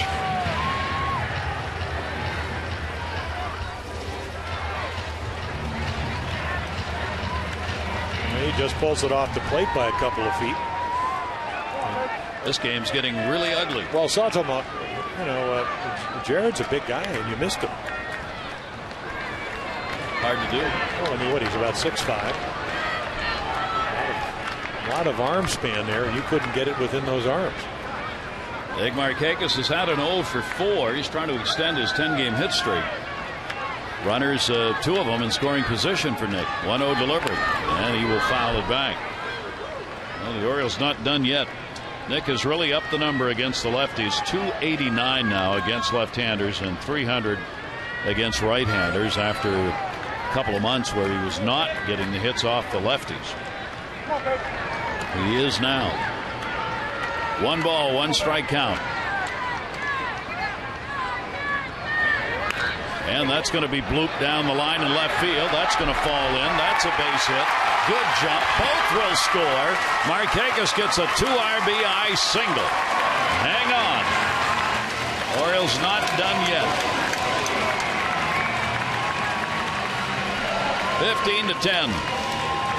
That little slider that he just fights off. I mean, just finds a little hole in the defense. Drops it in there. Almost straight down. Here comes J.J. Hardy. So again, the wild pitch advances and Markakis gets him in. 10 runs. So an 11-game hit streak for Nick. And still only 1 away. Runner on at first. That's 12 hits. 25 runs on 27 hits combined in the game. And a chopper. This is going to be a tough play. Euclid bare hands it. And a beauty. That's why he's a Gold Glove player at both first and third. Yeah, 25 runs and 27 hits, and you would think a slow roller might make the difference of getting you out of an inning. And it's not like Adam Jones can't run. He's getting down the line as quickly as he can. You can see him right here. Little Brooks Robinson right there, snap throw. You're looking for outs, and they get one. Incredibly, in a 15-10 game, a big defensive play in the bottom of the 8th inning. Now Matt Wieters coming up. Matt's had 2 singles, 2 runs scored. He is 2 for 4 in the game. Runner at second base and 2 down. Orioles with 3 runs in the 8th inning. Really amazing start to this series. The ones that have gotten on have, for the most part, gotten in. Only 6 stranded by the Red Sox and 5 by the Orioles. Wieters, the 0-1. A lot of pitches being thrown by Randy Williams, who, remember, was a closer, so not used to coming in and throwing a lot of pitches in an inning.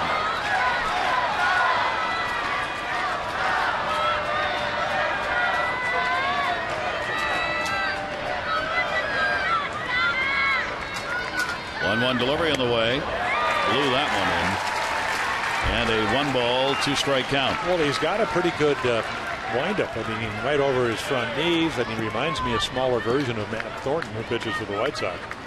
There's Thornton about 6'7", 6'8". Throws a little bit harder, but again, easy delivery. But again, tonight, just having trouble finding the release point. And the Orioles have taken advantage of it. Here's the 1-2 delivery. And Wieters will go down swinging. The Orioles do pick up 3 runs in the 8th inning. They will leave 1 on. They've cut it to 15-10.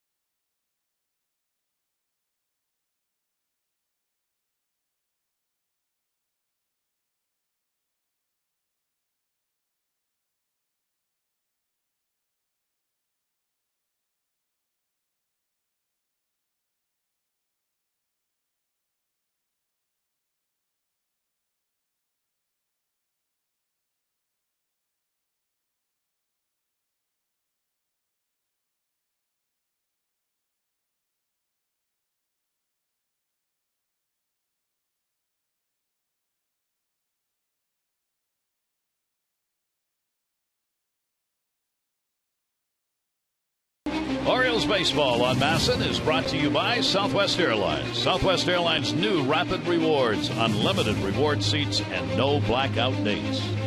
And by Land Rover. Gary Thorne, Jim Palmer, and a summer night in Baltimore, and a big offensive night for these two teams. A lot of crooked numbers. Red Sox lead at 15-10 as we go to the ninth inning. Josh Bell will stay in the ball game, and he's going to play left field. And the Red Sox will bat here. Look at this. Last night they got 1 run on 5 hits in 16 innings. Tonight they've got 15 runs on 15 hits in 8 innings. That's why this game of baseball is so beautiful. Jacoby Ellsbury, a 1-ball, 1-strike count. Ellsbury's been on, a couple of singles, a walk. He has scored 3 times, has an RBI and a sac fly, and he's got another base hit.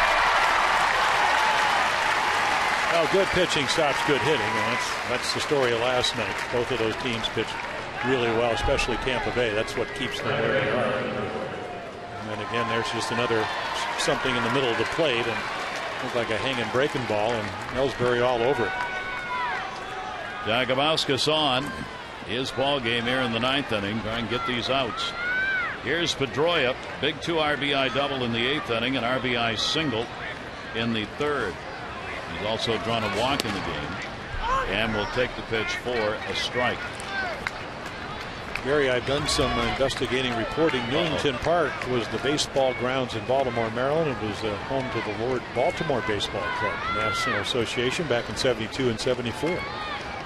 And then the Orioles of the American Association played there in 1982. Yeah. There are apparently no surviving photographs of the grounds. Location was Pennsylvania Avenue, extended on the northwest side of West Baltimore. Northwest side of West Baltimore. Son of a gun. Thank you. Good investigative reporting. I've had plenty of time to do it. Yes, you have. Jagabowskis. Did he get the bag? Yes, he did. Hardy able to hang on. So the fielder's choice hit into by Pedroia will get Ellsbury at second base. 1 away. Let's update you on the voting for the AT&T Player of the Game. That's what it looks like so far. Text in your vote, A, B, or C, to 51862. Results on the O's Extra Post Game Show. 1 down and 1 on in the ninth inning. Gonzalez coming up, RBI base hit. He's gone 1 for 4, a couple of strikeouts, fly ball out, and an intentional pass, which he would come around and score on. Fouls that one away. So Gonzalez with a base hit tonight. He is now 17 for 36 against the Red Sox this season. Yeah, the Red Sox really missed David Ortiz, their DH here. He didn't play? No. Oh. Suspended. Took the suspension. In the air, not deep, could be trouble. Hardy. Boy, he's gotten to everything in this ball game. Well, he could probably hear Josh Bell's footsteps coming. There goes Reynolds, and then here comes Hardy. Much better angle. Well, Hardy puts it away, celebrating his new contract, officially announced today. Now there are 2 down here in the ninth. And Kevin Youkilis. Youkilis, 2 RBI base hit, came in the 8th. He's also had an RBI single in the 7th. 3 RBI ball game for him. And Youkilis will take the pitch for a strike from Jagabowskis. Well, with what, 16 hits and 15 runs, but he did get a key hit. They were down 7-6 when they brought Birkin in to face him. He hit the second pitch, a slider in the middle of the plate into left field to tie it up. A pie to him. The Red Sox have scored as many as 16 runs this year. They did it against Toronto. They've had as many as 20 hits. They did that against Cleveland. So they are not over their high in the season for Terry Francona's ball club here tonight. And a ground ball towards second hits the back of the mound. Andino's got it and will make the play to get the out. No runs, 1 hit, no errors, 1 left. We go to the bottom of the ninth inning, 15-10 Red Sox.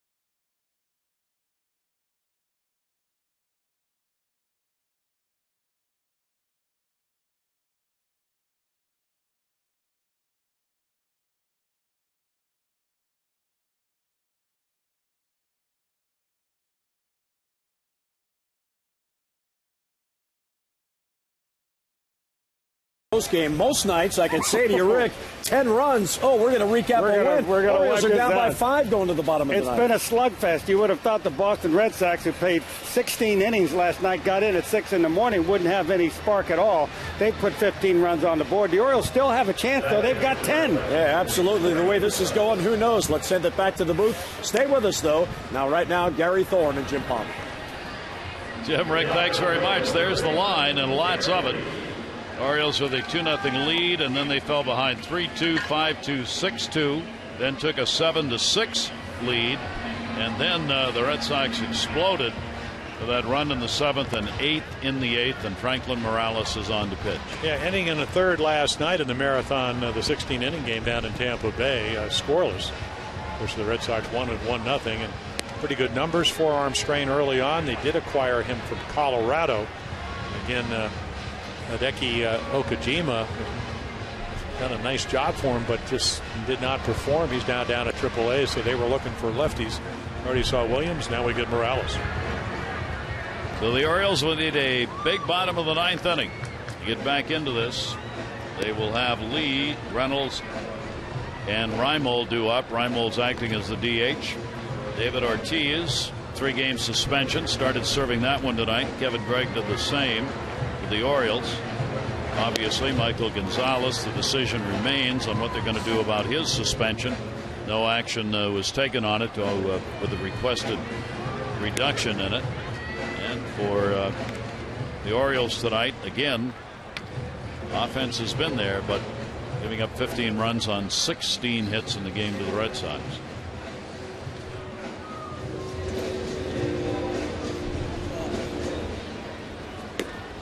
Red Sox have got to feel like they've played 24 hours of baseball. Well, that's probably the bad news. The good news, and Buck Showalter was alluding to it, good teams find a way to win. They did last night. Tampa Bay had opportunities to win. So did the Red Sox earlier.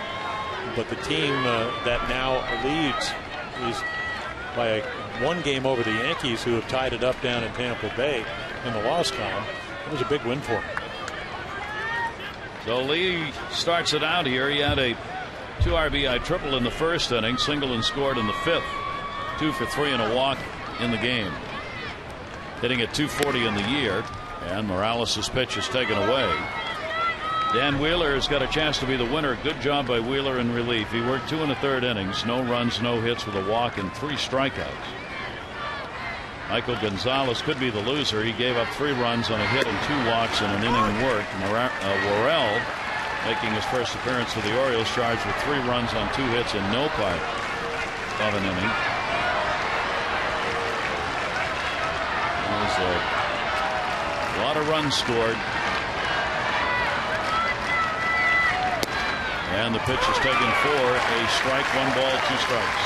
Another lefty that appears to be able to throw strikes, at least he did last night. 5 1/3 innings since he came off to disable list.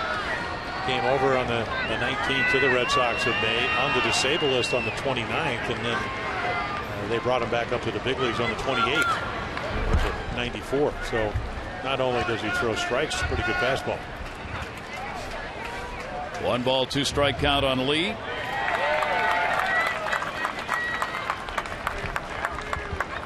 Cleveland trying to put a doubleheader win on against Minnesota. Won the first game this afternoon 5-2, leading in the 8th inning 4-2 in Minnesota after splitting the series with the Orioles. Apparently the temperature on the ground in that afternoon game was looking like 107. Just a really bad heat wave. And I was talking with Andy McPhail about that when he was in Minnesota. Andy was saying before the game, he said one of the really bad heat waves they had while he was there, they had some of their largest crowds because people actually came to the ballpark to get to the air conditioning, because a lot of people don't have air conditioning, just not used to those kind of temperatures in that region. And the hot weather's to move in here this week. We're supposed to have 100-degree weather on Friday. 2 ball, 2 strike count on Lee. It's 94 when we started tonight. Morales with a 2-2 pitch. And Lee will foul it back to Holden. Well, I played the Metrodome in 1982, and that's before they had air conditioning. They tried to come in under budget, so to save $5 million. They always assume, at least that's what the engineers said, it would always be 10 degrees cooler inside than it was outside. Well, we were there, and just imagine today it would be 95 with no air movement. Ooh, it was very hot, very stale, very humid. Next year, they came up with $5 million, put in some air conditioning. Here's the 2-2 delivery on the way.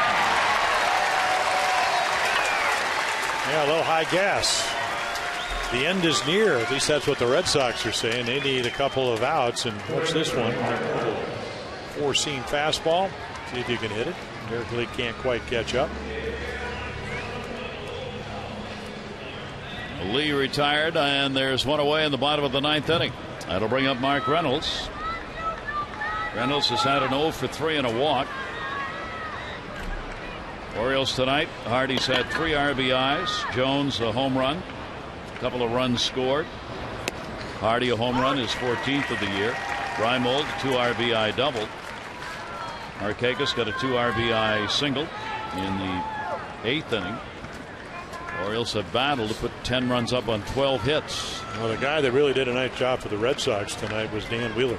Came in and got some big outs for him.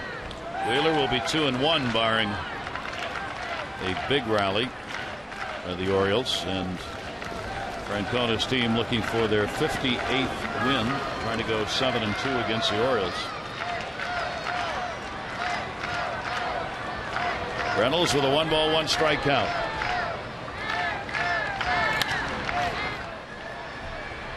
Fouls that one away. 1-2. Our 1800 tequila game flow.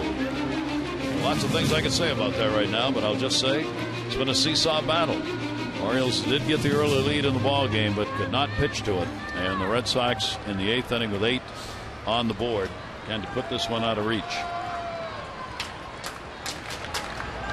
1-ball 2-strike count. In the dirt. Morales bouncing that one, and the count goes to 2-2. Yeah, the last 5 games now, 47 runs. Red Sox against the O's. The Orioles have managed to score 23, but if they lose tonight, they'll be 0-5.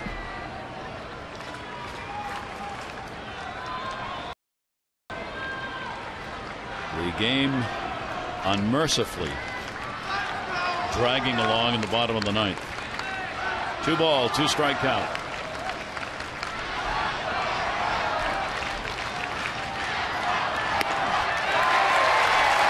Two Ks for Morales. That gets away with a hanging changeup, but the change of speed fools Mark Reynolds. You see the target just kind of hangs it out of the zone. Tried to lift it, couldn't quite get it. That'll bring up Nolan Reimold in the DH role in this ball game for the O's. With Guerrero out of there, Reimold only the 3rd time he has DH this season. 2 away, nobody on. And the pitch will be taken away. Wheeler's going to go 2-1 on the season. Gonzalez will be 1-2. There's no save here.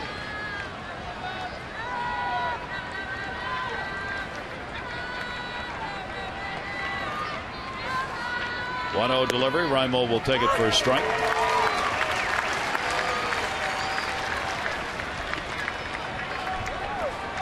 Red Sox are going to put a 3-game win streak together. The Orioles will have their 2-game win streak ended. The Orioles have not won 3 ball games in a row since June 19. And that's going to end up as a souvenir into the seats. And a 1-ball 2-strike count on Reimold.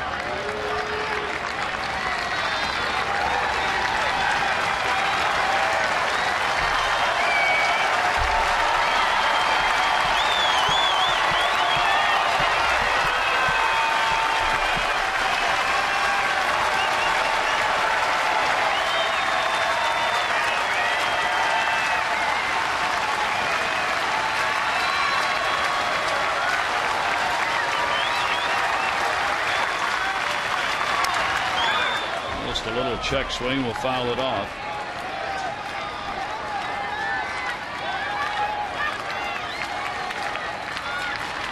Orioles won the first 2 games of the series And the Red Sox have won all since. Aiming for their 7th in a row against the Orioles.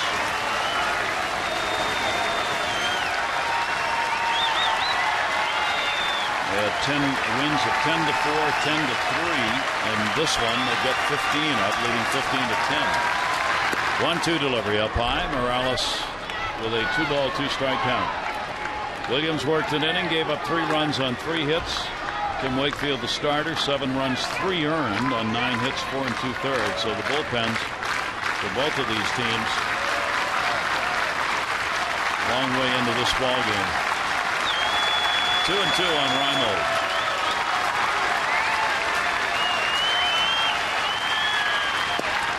Struck out the side, and this one's over. So the Red Sox come away with a 15-10 win, taking the first of this 3-game set.